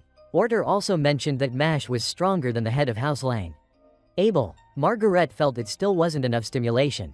Order pointed out that Mash defeated Abel without using magic. Margaret dropped the shrimp he was eating and stood up after hearing Order. He approached the piano and played a tune. After a while, he concluded that Spring would not return. Mash's father was quite moved when Mash returned. Mash's group also arrived. Mash's father didn't expect Mash to have friends, because he had hidden Mash from the world. But Mash brought friends home. Dot introduced himself as Mash's rival. Lemon called him father-in-law, even though the two had never held hands. Dot offered some herbal tea. Lance also had a gift for him. He knew who this girl was. The 4 of them continued having fun together. He confided in Finn. He had never let Mash go outside before. But now Mash was surrounded by friends. Margaret's group was flying towards Mash. Margaret was eager to find stimulation as soon as possible. Suddenly, many swords appeared from the sky. Margaret and his companions dodged them. Rain appeared. Margaret also knew of the saint. Rain aims. Rain couldn't let him meet Mash. Everyone at Mash's home didn't know what was happening. A few years ago, a tournament was held for junior high students aged 13 to 15. One person defeated everyone. That person was Margaret, also the next head of House Orca. Margaret was thrilled to fight the Saint Rain. He summoned his piano. He began playing. Musical notes flew everywhere. His face looked like he was in the 9th heaven while playing. After the performance ended, he continued with the phrase, "Winter is not cold." He knew that not every strong mage becomes a saint. He considered saints just a title. He wanted to see who was stronger between him and Rain. Thus, their battle began. Rain summoned a rain of swords to attack. Margaret summoned musical notes to counter. Mash's group was playing a board game together. Dot landed on a square and was seduced, losing 5 million Lond. Next was Lemon. She landed on a square that restrained her without killing her, losing 320 turns. Finn was fine. He was given 100 Lond. Lance landed on a square with "Bring sister's boyfriend home," forcing him to return to the starting point. Mash's turn came. He landed on the square, revealing that he couldn't use magic and would be executed. Everyone wanted to stop this evil game. Finn recalled Mash's father's words. He hoped Mash would always exist like this. Finn was determined to help him achieve it. Meanwhile, a battle in the forest was ongoing. Margaret summoned screams falling upon Rain. Then musical notes appeared around Rain. If Rain cast magic, all of them would explode. He revealed his motivation: art, love, gambling, drinking, drug use. Even knowing it was ordinary, he still sought them. He considered boredom as death. Rain intervened in someone else's affairs. But Margaret found Rain extremely boring. He considered Rain unable to satisfy him. He wanted to meet Mash. He thought Mash would change the world's perspective. Rain transformed. Back to the Bureau of Magic. The employee was very worried for Rain's safety. The principal talked about the stripes on the forehead. At the academy, many had 2 stripes, but very few had 3 stripes. 2 stripes meant their talents were recognized. 3 stripes meant they were surely chosen by the gods. Margaret cried with, "Summer is wonderful." The youngest person with 3 stripes was none other than Rain. After finishing the Twisted board game, Mash went outside to breathe fresh air. Everyone thought Mash was sad, because he discovered he had no magic during the game. Then at 120 kilometers per hour, Mash had snuck off to eat cream puffs. But he inadvertently saw the decisive battle. Margaret was extremely excited to fight someone with 3 stripes. He knew that even with 3 stripes, Rain would surely cast magic, so his musical notes would create chain explosions. Rain knew order had forced him into this task, so he didn't care about school matters. Rain also mentioned Mash. He knew that in this world, those born without magic would surely despair. But Mash was different. Mash dared to defy his fate. But Margaret ignored these words. Regarding his house Orca, they weren't interested in saints, but they easily got 10 gold coins from Locks more than anyone else. Margaret imagined applause supporting his performance. His 2 subordinates also took out instruments to play. Margaret attacked with musical notes. The difference between 2 stripes and 3 stripes was the ability to unleash greater power. They could awaken the true form of their wands.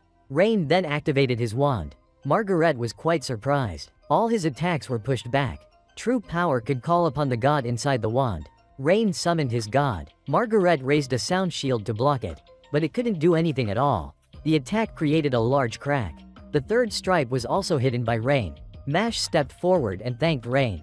Rain knew he was bad at motivating others, but he told Mash Thotha was now stepping into a challenge with the world like never before. He should try to create meaning in his challenge. Meanwhile, Margaret was carrying his 2 subordinates.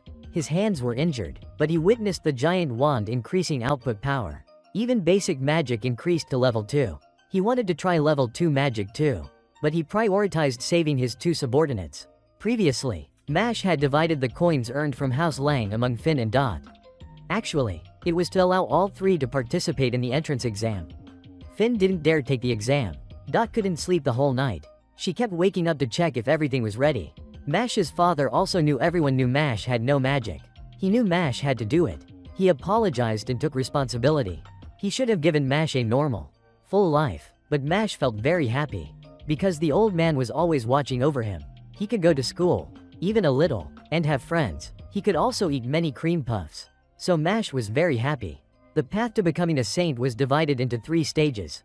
First was collecting coins. Next was the selection round. Then the final examination. Each person needed 5 coins to enter round 2. Due to Innocent Zero's influence, only 3 coins were currently needed.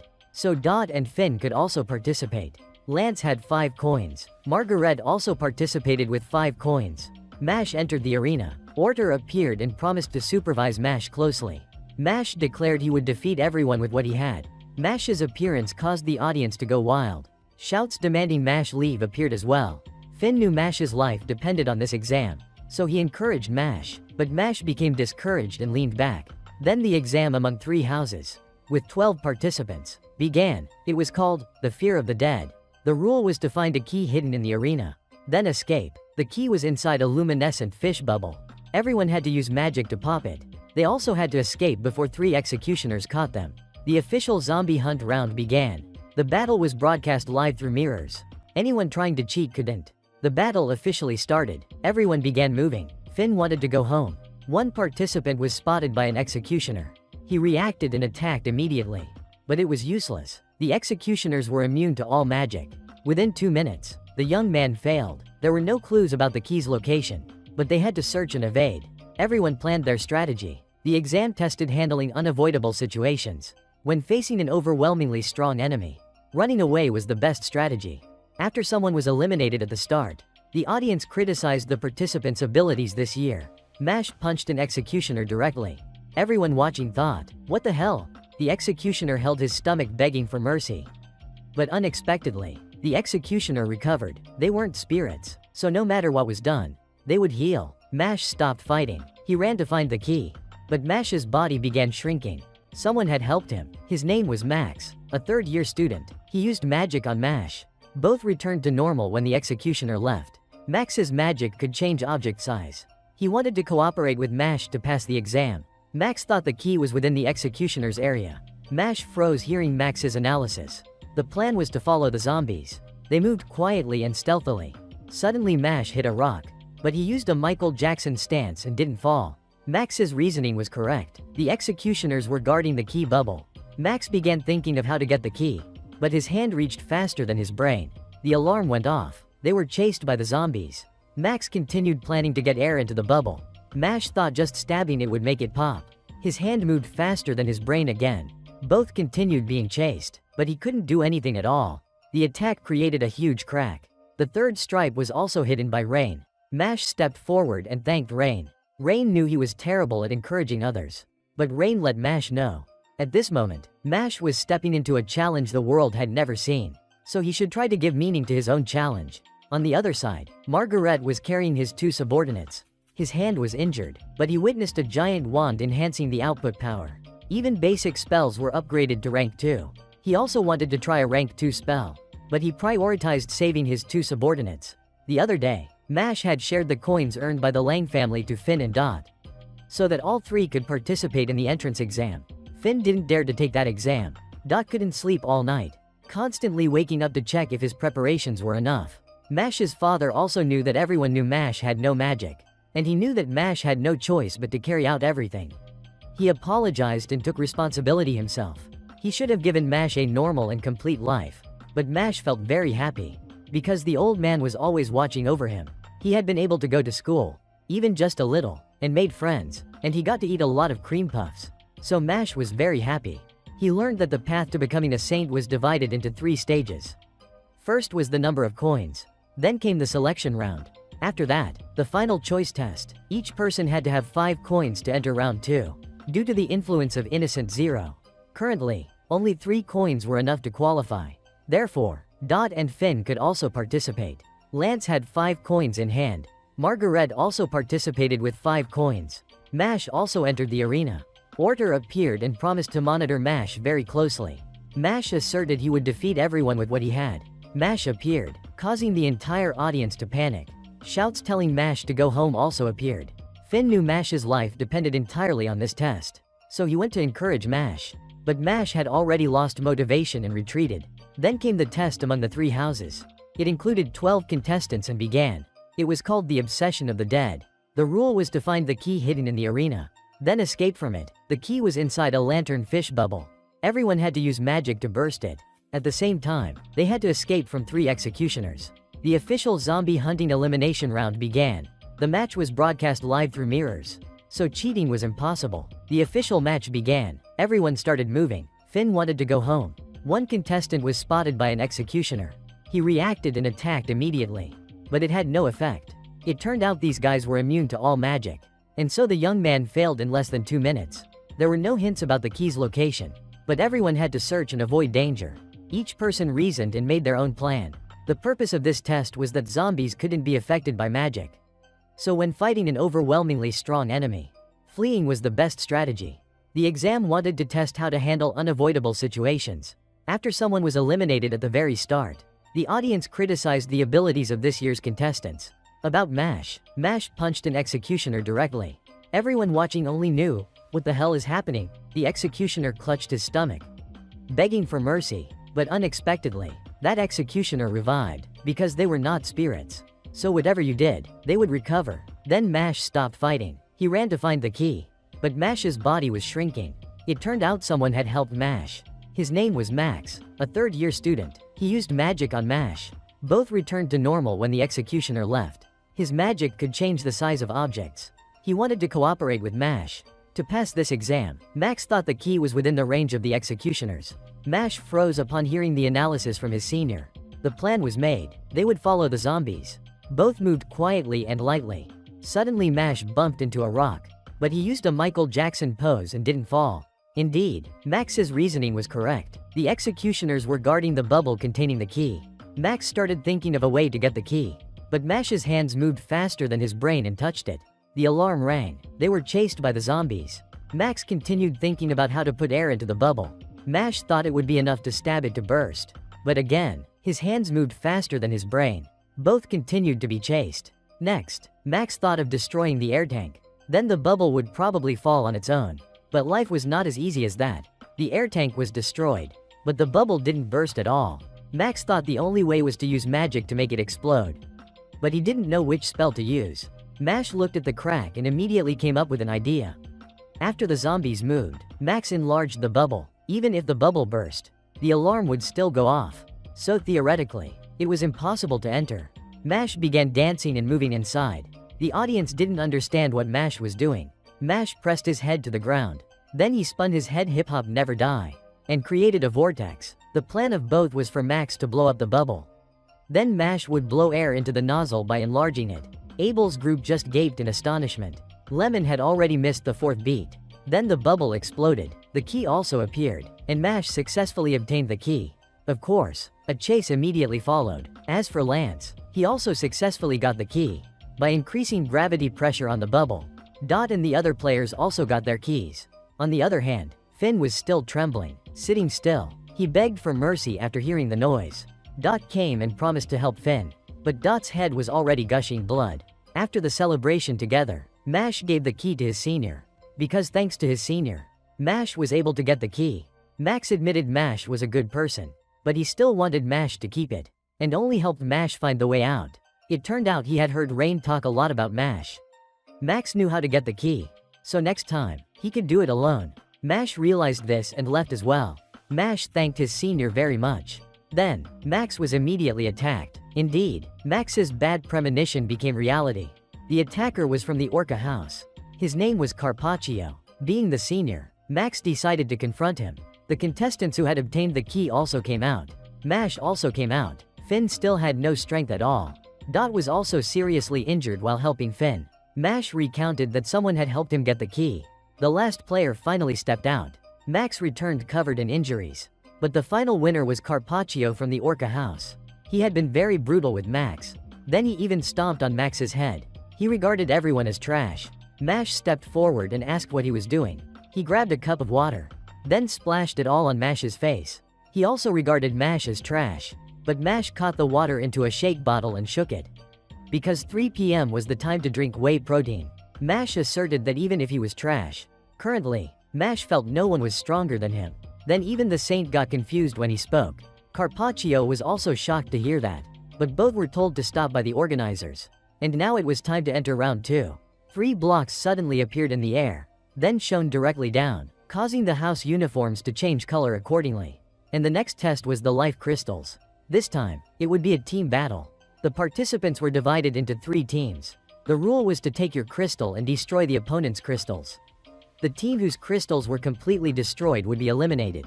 Dot scolded MC for talking too much, causing the teammates to load too slowly. But Finn was worried, because Lance was assigned to the same team as the Orca house. The crystals were also distributed. They were extremely fragile, but before Finn could think, he looked back and saw Dot and Mash had already dropped and broken their crystals. Both put them to rest, but both promised to protect Finn's crystal to the end. Then everyone moved together. Just like before, everything was distributed randomly. Finn didn't understand why the so-called team play was individually assigned. Finn could only curse at this. 13 ancient wands were said to exist in the magical world. They would choose those with innate talent and bestow blessings unlike any other. All were called Master Key. Mash and Dot only then realized the seriousness of the problem. Finn was determined to protect the crystal with his life. Suddenly, Finn saw a member of the yellow team begging Carpaccio. A knife was pressing on his shoulder. When he touched it, the pain immediately transferred to the other person. Then the yellow team member fainted. Carpaccio continued mocking him. Then he crushed his crystal. Finn thought if he faced him now, he would surely suffer the same. Finn decided to stay put and do nothing. He decided to become a motionless wall. After a while, Finn looked and saw Carpaccio had disappeared. But suddenly, he was behind Finn. Behind Carpaccio was a terrifying manifestation. He also noticed Finn. He didn't understand why a low-ranking student like Finn could come this far. He thought Finn had been sent here by his brother. Finn, he felt irritated seeing a useless trash like Finn. He wanted Finn to hand over the crystal. Otherwise, the consequences would be unimaginable. Finn could only feel fear. But since he held the lives of the whole team in his hands, Finn wanted to turn and flee. But before he could, Carpaccio attacked. Finn felt extremely cold. His veins and heart seemed constricted. Carpaccio still wanted him to hand over the crystal. Otherwise, the pain would be 100 times worse. As for Margaret, he thought in this exam, only 3 people were notable. First was Mash, then the top transfer student Lance, and Carpaccio. But he realized Carpaccio was just like him. He had no interest in becoming a saint. He thought Order must have made some deal with him. Carpaccio was a prodigy, chosen by a wand that could become a national treasure. As for Finn, he refused to give up. He drew his wand to counterattack. Carpaccio thought he would attack from above, but looking up, there was nothing at all. It was just the Earth Tiger leaves the mountain move. Fleeing was the best strategy. Carpaccio also followed. Finn then used transformation magic. Carpaccio was teleported back to his original position. The yellow team member from earlier had also disappeared. Now Finn realized this was why he hadn't used magic until now. Finn tried to run far away, but suddenly his legs started bleeding again, and he fell rolling to the ground. Carpaccio quickly caught up. He stomped on Finn's injured leg. Finn was in extreme pain. Then he stabbed repeatedly at his own chest. Everyone now understood that Carpaccio's magic transferred damage. Finn was in pain but resolutely refused to hand over the crystal. Even as a failure or coward, Finn would never betray his friends. Finn stood up and attacked Carpaccio, but he missed. Then a strike hit his heart. Finn also collapsed, but still clenched the crystal. Carpaccio tried to finish by pressing a knife to his neck. No one expected Carpaccio to go for a throat cut. Lemon was very worried, but just as the knife touched his neck, a savior appeared and slammed his face into the wall. Mash apologized for arriving late, but suddenly Mash's head also started bleeding. Carpaccio's manifestation reappeared, making him feel no pain. It turned out his wand was special. Mash continued rushing, delivering a knee strike to his face. But then Mash was countered. Next, Carpaccio stabbed his leg. Mash took the damage. Then his wounds immediately healed. All his pain was absorbed by the wand. This was considered the blessing of Master Key.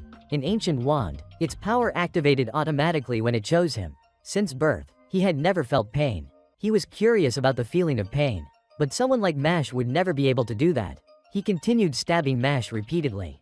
Mash endured the damage continuously. Mash counterattacked, but was always countered back. No matter how much Mash attacked, all was reflected. Carpaccio just stood still. Finn realized this was no longer a normal fight. He continued to insult Mash, then compared him to Finn. A failure since junior high. Always compared to his brother. Such a failure shouldn't even be here. Saint Mash also agreed with that. But Finn's actions didn't anger Mash. Because, despite despair and fear, Finn still dared to stand against someone overwhelmingly strong. So Mash wouldn't overlook this. And the one to face the consequence would be Carpaccio. Then 18 punches of Sen Long were unleashed. Oops, I mean Mash unleashed them. Mash himself also took the damage. Carpaccio thought Mash wanted him to be unable to match the recovery speed. But Carpaccio still felt no pain at all. He considered this tactic useless. Suddenly, he noticed his manifestation cracking. He didn't expect even a divine statue had limits. The statue's face also cracked. After a punch hit Carpaccio's jaw, the statue then transformed. A demon appeared with 4 arms holding syringes. Then a syringe attack was launched. Mash had to continuously dodge. He also kept stabbing himself. After a while, Mash drew out the Rui stick. Oops, I mean the sharp wand. Then Mash bent it with his hand. Somehow it turned into a racket. Mash grabbed the ball. Then he launched a strong strike at the demon. The ball bounced back. While dodging, Mash hit the ball back. But he was playing wall tennis. Mash only hit a single crack point on its face. Gradually, the crack grew larger. And after one smash, the demon's divine statue exploded. Then it was time for Carpaccio to know what pain was. A punch struck straight to his head. No one expected Carpaccio, a prodigy chosen by Master Key, to fail under a simple wall-bouncing tennis trick. Finn apologized to Mash, saying it was his fault. But Mash thanked Finn instead, because someone clumsy and foolish, who often caused trouble, allowed Mash to stay at school thanks to him. Carpaccio realized this was true pain. The pain intensified with every heartbeat. He didn't expect Finn could endure it for someone else. Now he realized he had been completely outmaneuvered by Finn. Elsewhere, Margaret was facing Aoreo and Tomato. Margaret listened to some rhythm and called it the D note. He explained that strength and pitch intertwined in his mind. He guessed their power only resided in the D note of 7 notes. The higher the note, the stronger the power. With such a ranking, these two surely wouldn't return this spring. He wanted both of them to hand over their crystals and leave. Tomato thought 2 attacking 1 was unfair, and warned not to act arrogantly. Both then attacked Margaret, knowing Margaret's power was like a saint's, but thinking they had worked hard to get 3 gold coins to come here. They assumed they were also in the top. But top rank? They didn't see it. After one counterattack by Margaret, both ended up face down on the ground. He revealed his power resided in the B note, while the combined power of the two only reached the D note.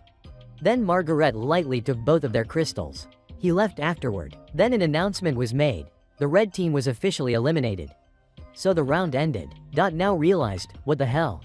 I haven't done anything yet. Everyone returned together. Mash and Dot jumped to celebrate. Then both were interviewed after the match. But Mash only wanted to eat cream puffs. Suddenly, the entire audience went unusually silent. The principal knew Mash was preparing for the greatest challenge. Margaret had also begun to take it seriously.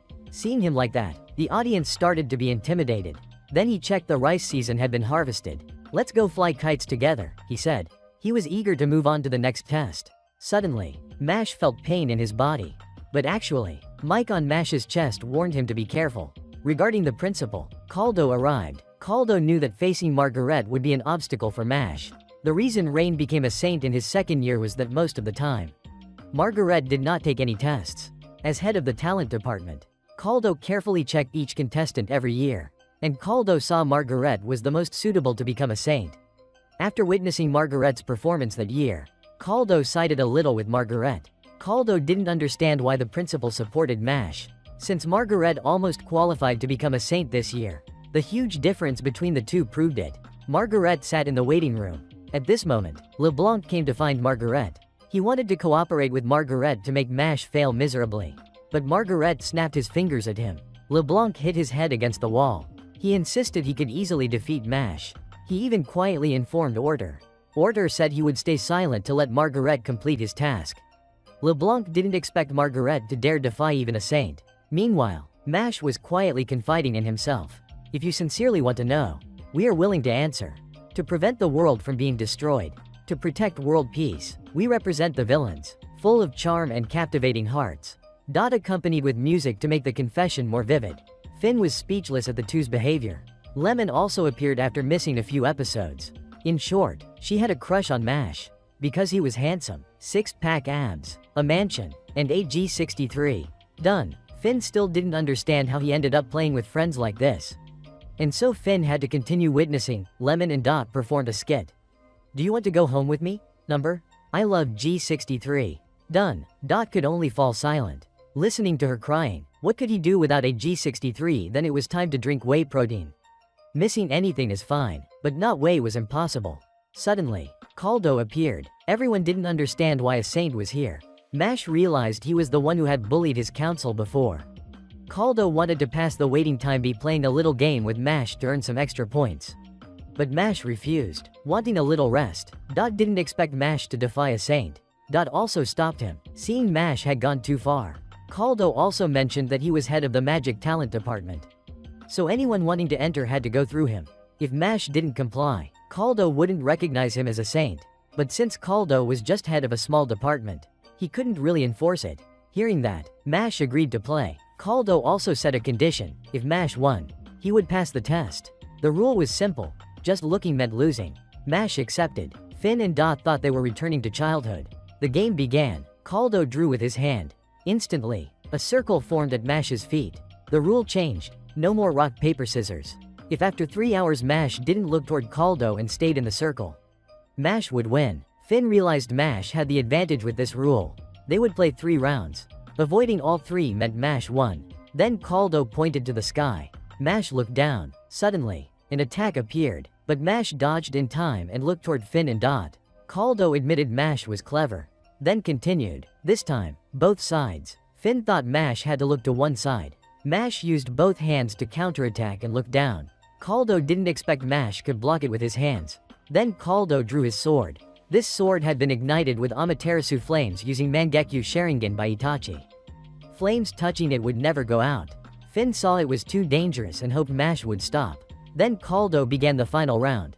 This time, from 3 directions, Caldo rushed to attack Mash continuously. Mash dodged skillfully. Then Caldo attacked from below. Mash grabbed the ground of the circle with both feet, then leapt to dodge. He then returned the ground to its original place. Suddenly, Mash was distracted by an owl taking a cream puff. So Mash looked in its direction. Mash admitted he had lost. But Caldo didn't count it. Caldo counted it as a tie. Caldo also warned that Mash's current strength would make fighting Margaret difficult. Then Caldo excused himself to leave. Mash realized Caldo had given him leeway, and knew Caldo hadn't used any magic at all. Caldo realized Mash had planned to use his head to push back the sword. Caldo didn't understand why Mash wanted to become a saint so badly. But if Mash stood on his side, it wouldn't be bad. Then the final round finally arrived. This battle would be one-on-one. It would end when one side surrendered or could no longer fight. The first match began. It was between Mash and Margaret. The principal knew this was Mash's greatest challenge. Margaret asserted Mash had to stop here. The fight began, but Mash asked to wait a moment to recharge energy before the battle. With his favorite food, cream puffs. Margaret saw this and also took out food to eat. A giant shrimp. He even took dipping sauce to dip it. Mash told him to use just a little sauce. Too much ruins the taste. But Margaret insisted more sauce made it better. Dot realized this battle was between two extraordinary people. Whoever was crazier would win. Caldo knew Orter expected much from Margaret. Orter asserted Margaret would win. Margaret drew his wand. Margaret went first. A surge of power radiated from him. This power was considered equal to a saint's. Mash charged. Margaret attacked with basic magic. Mash used both hands to block it like a volleyball.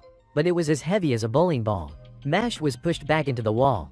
Then Mash disappeared. Mash appeared from behind and hugged Margaret. Then a wrestling move was immediately used. It turned out Mash dodged the ball by running backward. With terrifying speed, he dodged the wall collision. Margaret wasn't harmed by Mash's attack. He was extremely excited. Caldo observed and realized that Margaret had created a sound cushion before hitting the ground.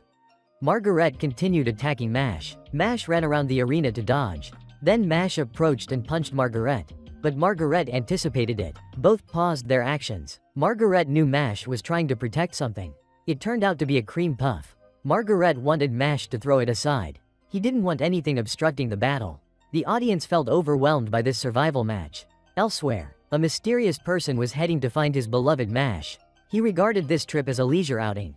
Caldo knew Margaret's second form would help him excel. Margaret continued attacking with the P-note punch. Mash tried to block, but it seemed ineffective. Margaret was very confident in his magic, so he kept attacking. Mash was hit repeatedly. Blood spurted heavily. Then Margaret summoned many trumpets onto the arena. They surrounded Mash. He activated them. The sounds began to resonate. It created a massive explosion. Dot and Finn were very worried for Mash. But Margaret was also surprised when Mash was nowhere to be seen. Suddenly, Margaret was pulled to the ground. Mash emerged from below, dusting off Margaret's face. Mash had dug a hole and gone underground before the sound hit. Thus, he completely avoided Margaret's sound attack. Without further words, a free kick came from Messi's position. Oops! It hit Margaret's head. Margaret was flung to the ground. The audience couldn't believe their eyes. Mash jumped onto Margaret. Then 101, fire dogs, oops. 101 punches struck Margaret's face. Margaret spoke up. Mash was quite surprised. Then he stepped back. Margaret assumed his serious form. He chanted a spell. Then he transformed his body. A massive energy radiated. One would think he transformed into something else. But he only returned to his true form, because he had exhausted himself. Regarding the magic department, Rio was overloaded. Suddenly, an employee came with news. Innocent Zero had begun acting. This time, Innocent Zero would take action. Rio was quite shocked. About Margaret, this form allowed him to unleash innate magic. He executed immediately, appearing suddenly before Mash. He blew into Mash's ear with his purple lips. Mash collapsed. The audience guessed Margaret had discovered Mash's weakness. Hence he made Mash fall. Lemon saw this and felt enraged. Mash counterattacked, but Margaret vanished. He was now sitting in the stands. He had become sound itself. Before he could speak, Mash received a direct kick to the face. He continuously snapped his fingers. With each snap, he could teleport across the arena. Caldo realized the magic allowed him to move at the speed of sound. In other words, he traveled at the speed of sound without magic. To keep up, Mash had to move faster than sound. Mash was continuously attacked. Mash took a strong hit. Mash stood up. Margaret intended a supersonic kick to finish Mash, but Mash unexpectedly dodged. Mash appeared behind Margaret. Caldo realized Mash used sound conduction. In different environments, sound propagates differently. By touching the wall, Mash sensed the incoming attack. Caldo admitted Mash's reflexes were excellent. Margaret's hands were now covered in liquid. It turned out to be his shrimp dipping sauce. So Margaret couldn't snap his fingers anymore. Mash immediately performed a wrestling move. Lance knew it was only a temporary solution, because Margaret hadn't used his full power yet. Then Margaret drew his wand. He activated his level 2 power. A gigantic bell appeared. It was called the Death Bell. Its sound lasted 1 minute, covering a 2-kilometer radius. Just hearing it would be deadly. The only way to stop him was to snatch back his magic wand. Dot thought everyone might be affected, but Lance knew only those on the battlefield would be affected. Then Margaret continued snapping her fingers to move. Mash tried to catch him to get the wand. 30 seconds had passed. The bell was gradually activating. 10 seconds remained. Mash went all out and flipped the entire battlefield. Then he used it to limit Margaret's movement space. Mash charged at Margaret. He only had the choice to go left or right. He saw Mash using his right hand, so he chose the left direction. Mash also pursued. He was very confident he could escape. But suddenly Mash used his pinky to pull him back. Then he dragged him down and grabbed the wand, breaking it in the process. The bell gradually disappeared. Mash was the winner. Margaret accepted defeat. Mash's friends were extremely happy when he won. Margaret acknowledged that Mash deserved this victory. Caldo admitted Mash was very interesting. The principal was also very pleased. Suddenly, the sky darkened with a rumble.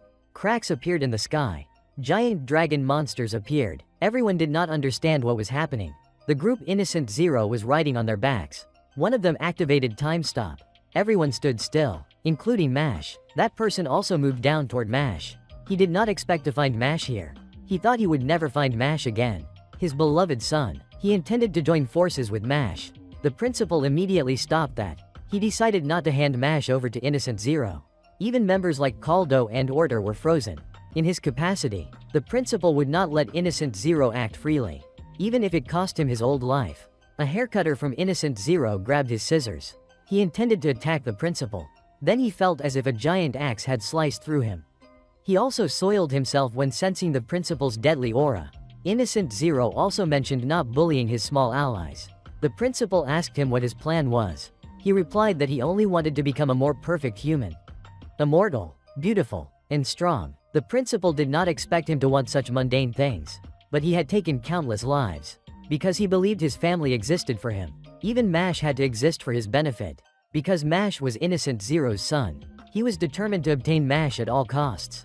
Hearing this, the principal laughed. Indeed, both of them were destined to be mortal enemies. Because he knew Mash was the hope of this world. Then the 2 marks appeared on the principal's body. He affirmed, to take Mash, one must step over his corpse. The principal summoned the divine staff Uranus. 2 marks also appeared on Innocent Zero's face. And he summoned the divine staff Kronos. Monsters also emerged from the ground. Innocent Zero needed no one but Mash, so he did not have to spare anyone else. The principal used his power to free some students. The group, consisting of 6 people, was considered the strongest in the arena. He wanted everyone to fight the demons together, and would explain this matter later. Then they all used magic to defeat them, attacking together one after another. Caldo decided to finish them quickly to assist the principal. Caldo admitted they were quite strong. Order estimated their strength matched 2 stripes, but they were quite durable. After one wave, another appeared. The principal also teleported himself and Innocent Zero elsewhere. He wanted the 2 to fight without interference. The demons continued to grow in number each day. Suddenly, a giant spiked tower emerged. It turned out that Cell War had summoned it. Stronger demons also appeared. Mash, the saint, had no one playing with him. Margaret guessed this was a trap. They already had a way to take Mash away. Dot did not understand how he knew. He only replied, "Live true to yourself and you'll know immediately." Dot wanted Mash to go up and attack Cell War, because only Mash could leave at this moment. Mash also advanced toward the tower. Cell War thought, "Great, you're coming up." Mash approached the foot of the tower. Then he used his foot to kick each section of it. The debris even hit Cell War's face. "Hello Mash, long time no see." Mash asked if he was the older brother sitting next to him in the entrance exam. Cool froze for 5 seconds. Cell War did not expect Mash to have forgotten him. Mash only knew to apologize. "Sorry, I really forgot, bro." The young staff member was on his way with Rio. He curiously asked about the relationship between the principal and Innocent Zero. It was said this magic kingdom was created by a saint. That person's name was Adam. He possessed the strongest dark power. The principal and Innocent Zero were Adam's two best students. But this time, Innocent Zero arrived. Surely they had a plan to win. The members still fiercely resisted the demons. Suddenly, Dot discovered a newborn baby. Before he could understand, Dot turned into a baby. The baby transformed into a little sitter. He introduced himself as Sitter Baby. He belonged to the Society of Death Row inmates. His magic could turn others into babies, and the opponent would die if they could do nothing. Dot immediately used magic to attack, but it failed. Then he continued. The strongest spell was unleashed. Running away is the wisest strategy. Dot ran to find Lance for help. Dot said to Lance, "From now on, you've lost me," silently staring at the lonely shadow. Alone, he only had himself. His body was in confusion and ruin. Lance didn't understand what Dot was saying. Lance managed to react before Sitter Baby's magic strike. Lance realized it was he who had turned Dot into this state. Lance confirmed that even as a baby, Dot's face was still ugly as a demon. Then Dot saw a toy and went for it. Not paying attention, Lance also turned into a baby. The two talked, but neither could understand the other. Then both were continuously attacked by demons. The main reason was that both were fighting over the toy. Sitter Baby confirmed, "Now, even a light headbutt will kill both of you instantly." He felt very happy and excited. Suddenly, he was pinned down by Lance using gravity magic. He didn't understand why Lance was like this, but he was still very strong. Despite his power being limited, Lance adjusted by restricting the spell's range of effect. Dot admitted that being the class's top genius was indeed different. Caldo also acknowledged Lance's talent. Both returned to their normal forms. As for Mash, he thought Cell War was the one wearing the cream puff hat. He also pulled down a spiked orb to attack Mash. He mentioned that Abyss was still alive. Then he continued attacking Mash. Dot worried about Mash, because last time, thanks to Abel's puppet, he escaped the attack. But this time, Mash was running on the attack itself, leaving Cell War open-mouthed. Cell War summoned even more magic, but Mash dodged all of it. Then Mash punched Cell War straight in the face.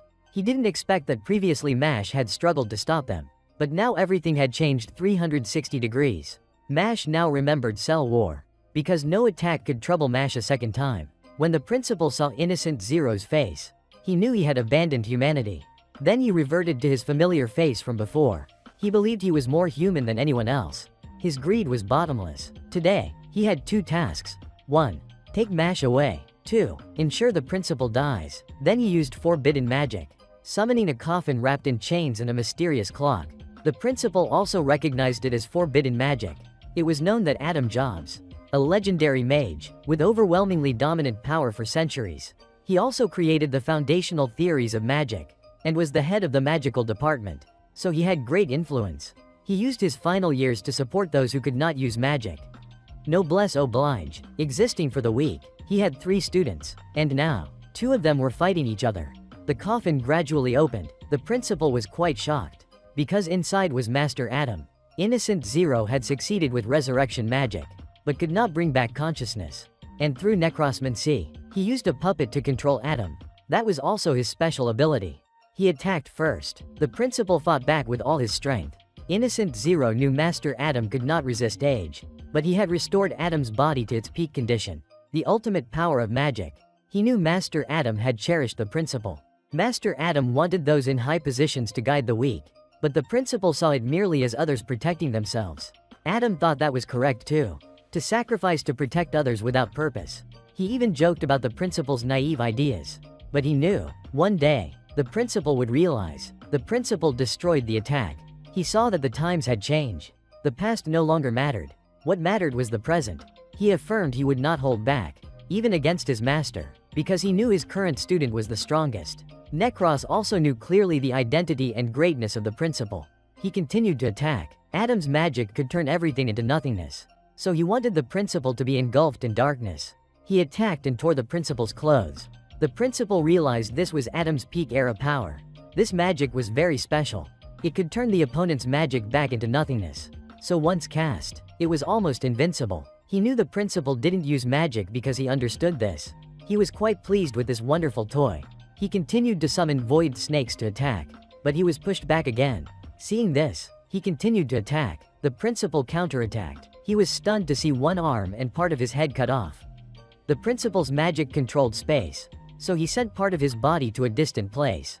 Necros decided to counterattack with a massive amount of dark magic. and so it was unleashed. He was sure he couldn't cut through such a large number. But he was wrong. The principal handled them all perfectly. He wondered why there was such a huge gap. Necros refused to lose. He summoned a giant dark orb, then launched an attack. He was determined to finish off the principal. The principal realized he might have misunderstood. So far, all that had happened was the wand's ability. Then he cast real magic. With a mirror of sacrifice, it pierced through the orb, then engulfed both Adam and Necros. The principal also remembered Master Adam's words. He had inherited everything that Master Adam taught.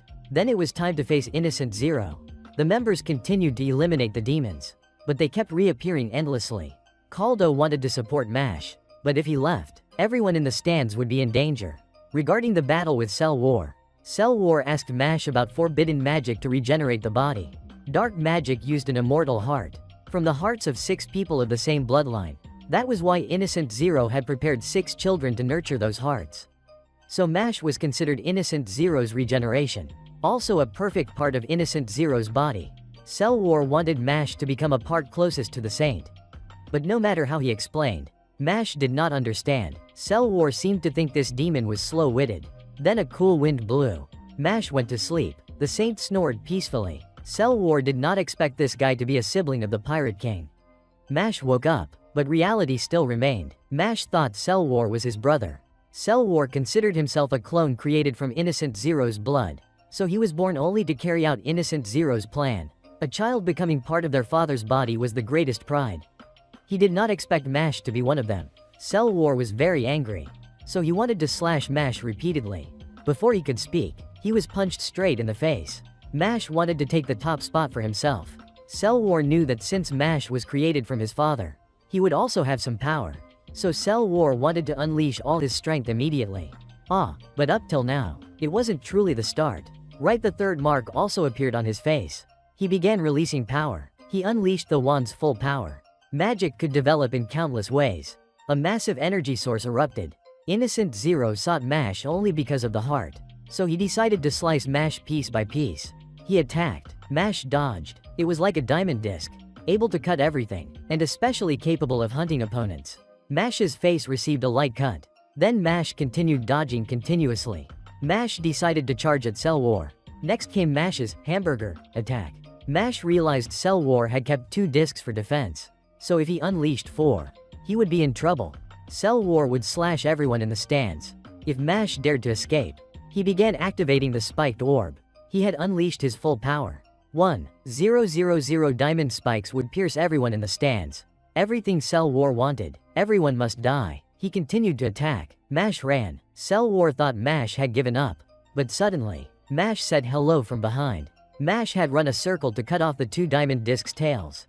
Cell War realized, could MASH really run at a superhuman speed? Seeing this, he used armed hockey. Diamond skin. Guys, the 2 diamond discs returned. MASH was hit and fainted. Cell War confidently laughed at splitting his sorrow. He kept stomping on MASH's head, but MASH's head became a cream puff. Then MASH stood up and fed the cream puff to Cell War. Cell War didn't understand what the hell was happening. His mouth was also full of cream puffs. Then he choked and nearly suffocated. It turned out it was all an illusion. MASH had been choking Cell War this whole time, because when oxygen is lacking, the body produces hallucinations. Before the strike landed, MASH immediately choked Cell War, cutting off the oxygen supply to his brain. As a result, Cell War was defeated in just 1 second. The diamond orb automatically fell. MASH loved this school, so he definitely wouldn't let that happen. After 81 calamities, the master-disciple duo finally arrived. Actually, the staff members Neri and Rio also arrived at Easton Magic Academy. But before obtaining the scriptures, I'm mistaken again. Before that, Rio had to check his face to see if it had gotten dusty on the way here. If it had, he should go wash his face. Guys, don't want pimples. Suddenly, Neri was affected by Innocent Zero's time stop. Rio didn't understand what was happening. At this moment, Rio noticed that everyone was frozen. Even the birds above. Rio realized that people with low-level power were affected by this magic. Then Rio apologized to Neri and went down to scout. Rio hoped MASH wouldn't be affected like Neri. Rio also saw Caldo and Order. Rio acknowledged that the 2 were extremely strong, though they hadn't invited him out. No, truly deserving of being saints. But actually, there were 2 others who had defeated these demons. No one else but Dot and Lance. Ah, and also the newly transferred beautiful girl Margaret. Rio asked Caldo about Mash's whereabouts. At this time, Saint Mash was sitting, sipping tea, accompanied by a fragrant cream puff. With his absurdly strong power, Mash also casually defeated a key member of Innocent Zero. Order also recapped the principal's situation. Caldo knew the principal didn't want students to join the battle against Innocent Zero, so he had teleported Innocent Zero elsewhere. Then Mash asked to go find the principal. Order didn't know how Mash would search. Mash would use his own body to find him. Then the triple step movement was activated. Caldo and Order waited to see what Mash could do. Then Order wanted to interrogate Cell War to understand Innocent Zero's true intentions, because saints were enforcers of the law in the world. Then Order used his greatest power, his desert power, but it was blocked by a layer of magical shield. All three didn't expect he would be protected by magic. Then Cell War disappeared in an instant. Margaret arrived. She guessed that Innocent Zero's faction was still hiding around here. Order also left to check. Rio knew that leaving here recklessly would surely put everyone in danger, so Caldo wanted Lance and Dot to stay together. Returning to the battle between the principal and Innocent Zero, Caldo knew the principal symbolized noblesse oblige, so he would surely act accordingly. Rio knew that the head of an organization must be very responsible. Saint Mash was going through the forest searching for rare agarwood, searching for the principal. At the battlefield, Innocent Zero hadn't seen the principal's power for a long time. Indeed, it was still as strong as ever. Next would be Innocent Zero's turn. The principal also remembered Adam's words. He hoped his master would entrust everything to him. Then the battle officially began.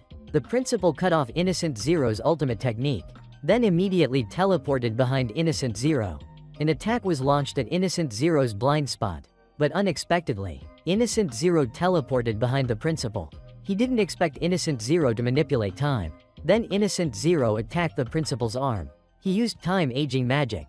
Then he wanted to take the principal's leg as well. The principal didn't expect Innocent Zero to be so strong that he could exploit openings to attack. He acknowledged him as a monster. Then he decided to unleash his full strength. He decided to cut the entire space around them, but he felt it wasn't enough, so he decided to cut even more, to wipe out Innocent Zero's time-stop magic and all escape routes. Thinking he had won, but unexpectedly, Innocent Zero wasn't harmed at all, while the principal was almost exhausted. Then Innocent Zero continued to attack. The principal was in great pain. He had lost his arm because of him. Innocent Zero didn't want him to keep trying, because the power gap was too great. He also had a clear goal, so he wasn't willing to sacrifice everything. As for the principal, he only knew how to help others without prioritizing himself. So a person without self-interest is very weak. This was also the result of choosing sacrifice. The principal recalled his youth. He was born with a weak body. He also wasn't outstanding in studies. Especially, he had no friends. In school, there was no place for him. Because of that lack of confidence, he became fearful and didn't want to be rejected by others. So to avoid that, he cut off opportunities to interact with many people. Gradually, he found the world dull, boring to the point of deep pessimism. And when he met Master Adam, he always broke into Adam's house and talked about strange knowledge about animals. Even though he had chased Adam away many times, rain or shine, no matter how coldly he treated Adam, he still tried to reach Adam day after day. One day, the principal asked why Adam went to such lengths. The answer was because he didn't want the principal to be alone. Hearing those words, Adam felt saved. From Adam's words and smile, back in the present, the principal knew that he survived until now thanks to the help of many people. So he would never abandon those weaker than himself. Then the principal decided to eliminate Innocent Zero, even if it meant losing his life. Innocent Zero knew that even with 3 marks, very few could access high-level magic. Then Innocent Zero was teleported by the principal into his third space. It was called Uranus Inclination. Innocent Zero knew this was the power to unleash the strength of the gods within the wand. Innocent Zero admitted the principal's power could not be denied by time. The principal knew Innocent Zero was aware of Uranus's power, the god of the sky. In this space, there was no avoiding being cut. Innocent Zero attacked first but was cut. In this space, any magic would be nullified. Then, as himself, the principal decided to deliver a finishing blow. Suddenly, Innocent Zero continued to use time stop. Everything froze. He had stopped time in this space, so no attack could affect him. Innocent Zero was certain victory belonged to him. Then he struck the principal, but was quite surprised, because the principal's power was still active. It was known that when the wand's inner power is released, if charged to maximum energy, even if the user dies, it would continue functioning. The principal decided to reserve all his power to ensure this time Innocent Zero would be torn apart, even at the cost of his own life. Innocent Zero didn't expect the principal had planned ahead. Though ready for everything, he still could not fully accomplish his wish. Even if the whole world turned its back on MASH, MASH still tried to live happily and joyfully. This was also the wish the principal desired, to make a world where people could live with overflowing hearts, respecting others and accepting each other's weaknesses. So he was determined to save everyone, from souls to children in circumstances like his own. He would sacrifice to become a spearhead and lead others, just as Master Adam had done. Then he activated his power. But after a while, unexpectedly, Innocent Zero was still unaffected. The magic did not activate. He had reversed time. Then he continued to unleash attacks. The principal could not counter all of them. Innocent Zero defeated and grabbed the principal's head, because he knew this victory was the reason he had lived for himself. The principal realized his fate was harsh. His ideals could not yet be inherited or fulfilled. He didn't expect even such a small belief could be crushed. Suddenly, Saint Mash appeared, and kicked Innocent Zero directly in the knee, distorting his face. The principal was quite surprised Mash could reach here. Mash also answered the question the principal had asked earlier, when facing a strong enemy. What would you do? Of course, Mash would punch their face, using his own fists. Rio didn't understand why the principal's magic wasn't being cast.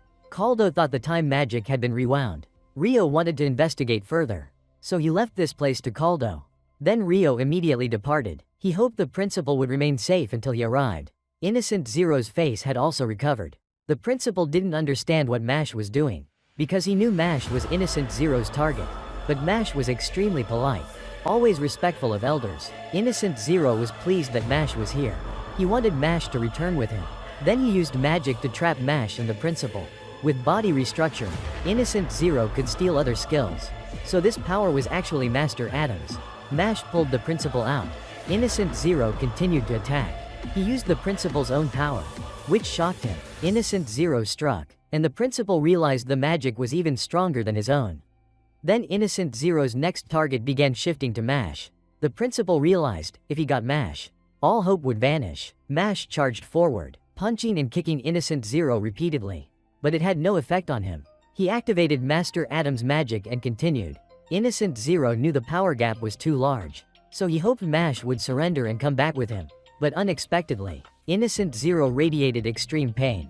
The principal knew his magic was exceeding his own endurance.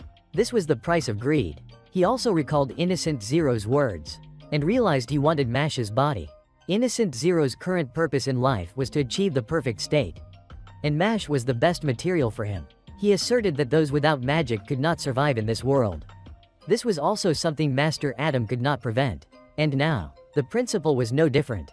Innocent Zero continued to attack, but luckily, Mash saved the principal again. Yet he knew if this continued, both of them would be in danger. Then Mash decided to punch Innocent Zero using his own body, because Mash believed this would help the world recognize him. Then, the strongest technique of the Boundless Boar was unleashed again. 36 strategies of retreating is the best. Innocent Zero needed some time to adapt to his own body. He promised they would hang out next time. Oh no. Next time they would finish this for good. The demons gradually disappeared after he left. But the energy from the demons unexpectedly gathered at one point. A giant demon with 77 and 49 heads appeared. Innocent Zero looked at Mash, wondering how much he could handle. Ah no. How to stop it? Innocent Zero retreated, leaving his little one behind. Ah. Haha. The giant. The principal was exhausted and descended. But Rio arrived in time and caught him. Rio was quite surprised at the principal's injuries. Rio immediately called for an ambulance. Ah no. To the magical law hospital. Mash continued through the forest searching for rare agarwood. Hehe. Actually going to deal with the giant demon. The time stop magic was gone. Everyone didn't understand what the hell had just happened. Everyone prepared to face the demon. Abel knew this was caused by Innocent Zero. It began attacking. Debris fell onto the arena. Luckily, Lance stopped it with gravity. Dot complained about the smell. So smelly. Oh my. Margaret also destroyed them all. Everyone began evacuating. The demon started moving inside. Lemon was still calling a fairy to get someone across. Ah. No. Calling Mash. Dot also attacked, but it had no effect. The young man didn't understand where that shield came from. Caldo knew it was a magic nullifying shield. the same one that protected Cell War earlier. Caldo was certain a mage from Innocent Zero's faction was still around, so he had to find and defeat him first. Order was also searching the forest for agarwood. Recently, agarwood had become very valuable. No, actually Order was searching for that person. The escape routes had also been blocked. Margaret and Lance were determined to defeat it. The demon continued advancing. Everyone thought this time they were going to their doom early. Lemon hadn't even gone on his honeymoon yet. Finn didn't know what to do. But unexpectedly, the demon stopped moving. It was suddenly pushed back. It turned out Mash was pulling it back with chains on its body. Both Mash and the demon began a tug of war. Everyone also noticed Mash. Playing tug of war without inviting anyone else was lonely. People still considered Mash useless. Mash's hands were bleeding, but even without magic, Mash was fighting to protect the school and everyone. Then a 720-degree move was drawn, flipping the secrets of April 30th for everyone, hee. Meaning everyone started cheering for Mash. Finn didn't expect this to happen. Someone who was scolded, criticized, almost expelled, now became everyone's hero. Then Mash gave his all. Finn also cheered Mash on. Mash threw the demon and spun it in the air, then threw it far away, and it exploded. Everyone was saved. Mash was the winner of the tug of war. The battle. Finn was very happy Mash was safe. Lemon admitted her husband was truly skilled. Let's eat, Mash ate. But with cream puffs. The principal also regained consciousness. Rio announced what Mash had done. Dot found the hidden person from Innocent Zero's side. Order also used his desert magic to trap him. Desert magic, hee. Order knew Caldo sided with Mash, so he no longer accepted Caldo. But Caldo saw Mash's power was truly remarkable.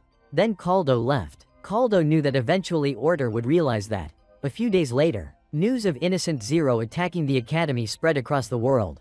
To prevent chaos, the story announced to everyone was that the Saints were the ones who repelled Innocent Zero. But this made many people suspicious. The Magical Law Department also increased security and regulated information, and Mash bore the heaviest burden of this knowledge. Then Mash's entire team went to the beach to relax. Mash and Finn had never been to the beach with friends before. After a while, Dot and Lance also admitted the same. Dot suggested everyone play a watermelon smashing game together.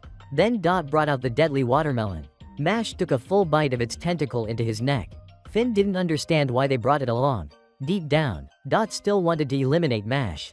Because life is an endless struggle. So you eliminate whoever you can. Especially the main character. Everyone understood. Hee. Then Mash smashed its head. And it shattered completely. The young man even invited everyone to enjoy it together.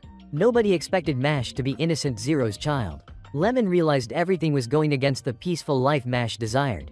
Suddenly, the principal appeared. Everyone was quite surprised he was here. It turned out he was also on summer vacation. He knew Mash could not experience peace until Innocent Zero was defeated. With an immense source of power, and now becoming a forbidden magic user, it could be said that Innocent Zero was currently the strongest mage in the history of the world. Furthermore, his 5 superhero siblings were all top-tier mages. He knew their strength was equal to his own. At this rate, he feared the whole world would be destroyed. He didn't expect Innocent Zero to have accumulated so much power. The chance of winning against Innocent Zero was now 0. But he believed Mash could surely overcome it. Through training his body, Mash had sharpened his skills over time.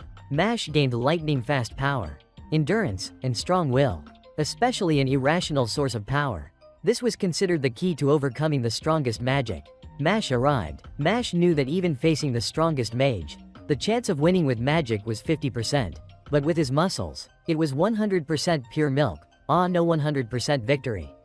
The principal knew the most important thing was Mash's spirit. Always optimistic, never abandoning the weak, and his heart was where his power resided. He wanted Mash to turn the impossible into possible. Everyone relied on Mash. Mash promised he would succeed and punch the bad guys' faces. Then he would graduate with his friends. Lance mentioned the upcoming final exams. The Saint froze at that statement. A police officer also came to speak with Mash's father. His father confirmed that Mash would overcome everything. Then everyone let Mash try the tests. The results: Magic Language, 30 points. History, 10 points. Pharmacology, 3 points. Math, 10 points. In practical exams, Mash passed, but in written exams, he was terrible. The young man just wanted to go home. But Dot wanted to help Mash. Then Dot shot a 16-line spell and forced Mash to pay 12 billion. Then the Saint Mash continued to get zapped. Dot would teach Mash. Mash replied, Teach me, biting his tongue as he said it. First was Lance, then Lemon, then Dot, next was Finn, then a volcano erupted. Ah! Mash's head exploded, his hair transformed into a real mushroom head. Then Mash began to focus on studying, but under the supervision of everyone. Still using the strongest technique from the series, 36 strategies of retreating is the best. Lance didn't want everyone to chase after him, because he knew Mash would run to relieve stress when in trouble. Finn decided to search for Mash. Finn looked for Mash in many places but found nothing. Then Finn discovered the young man had buried himself underground. Mash apologized, because studying was something he could not manage. Finn was not used to what Mash said, because he knew Mash would never give up, no matter how impossible the challenge. Finn wanted to graduate with Mash, so he encouraged Mash to try his best. Then Mash surfaced, promising to give his all. Mash returned, apologizing for running away, and asked everyone to teach him once more.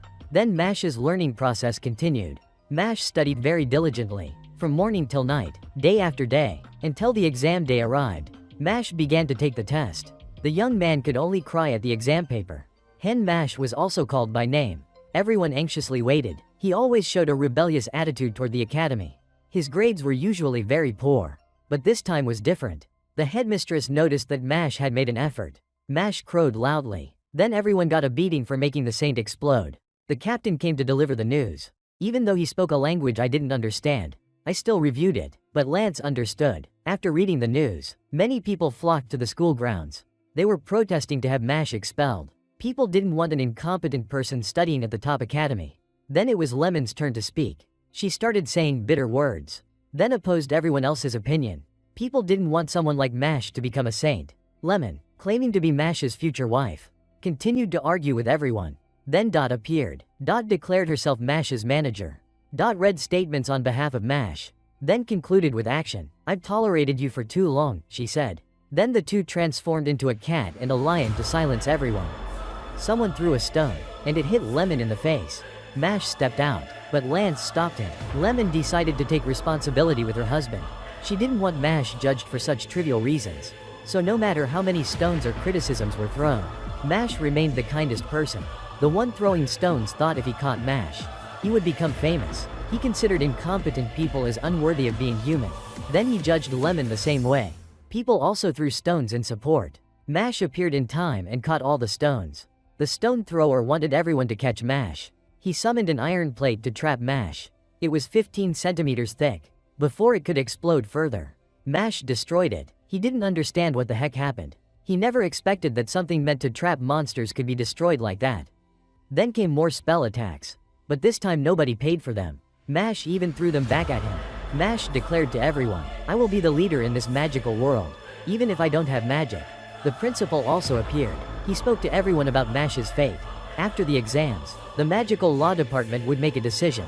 He knew Mash had found good friends. Friends who dared to fight and stand up for Mash. And this was truly wonderful. Since entering the school, Mash realized he had received so many important things. So Mash was certain he would become a saint. The selection exam had entered the final round. Mash was cheered on by his amazing friends, and supported by senior students who recognized him. Connections formed through facing opponents. So no matter what happens, Mash would punch everyone. Today's video ends here. Thus, 2 seasons of Muscle Punch in the Magical World have concluded. Thank you all for watching my video. Remember to like and follow my channel to wait for the next season. Love you all forever.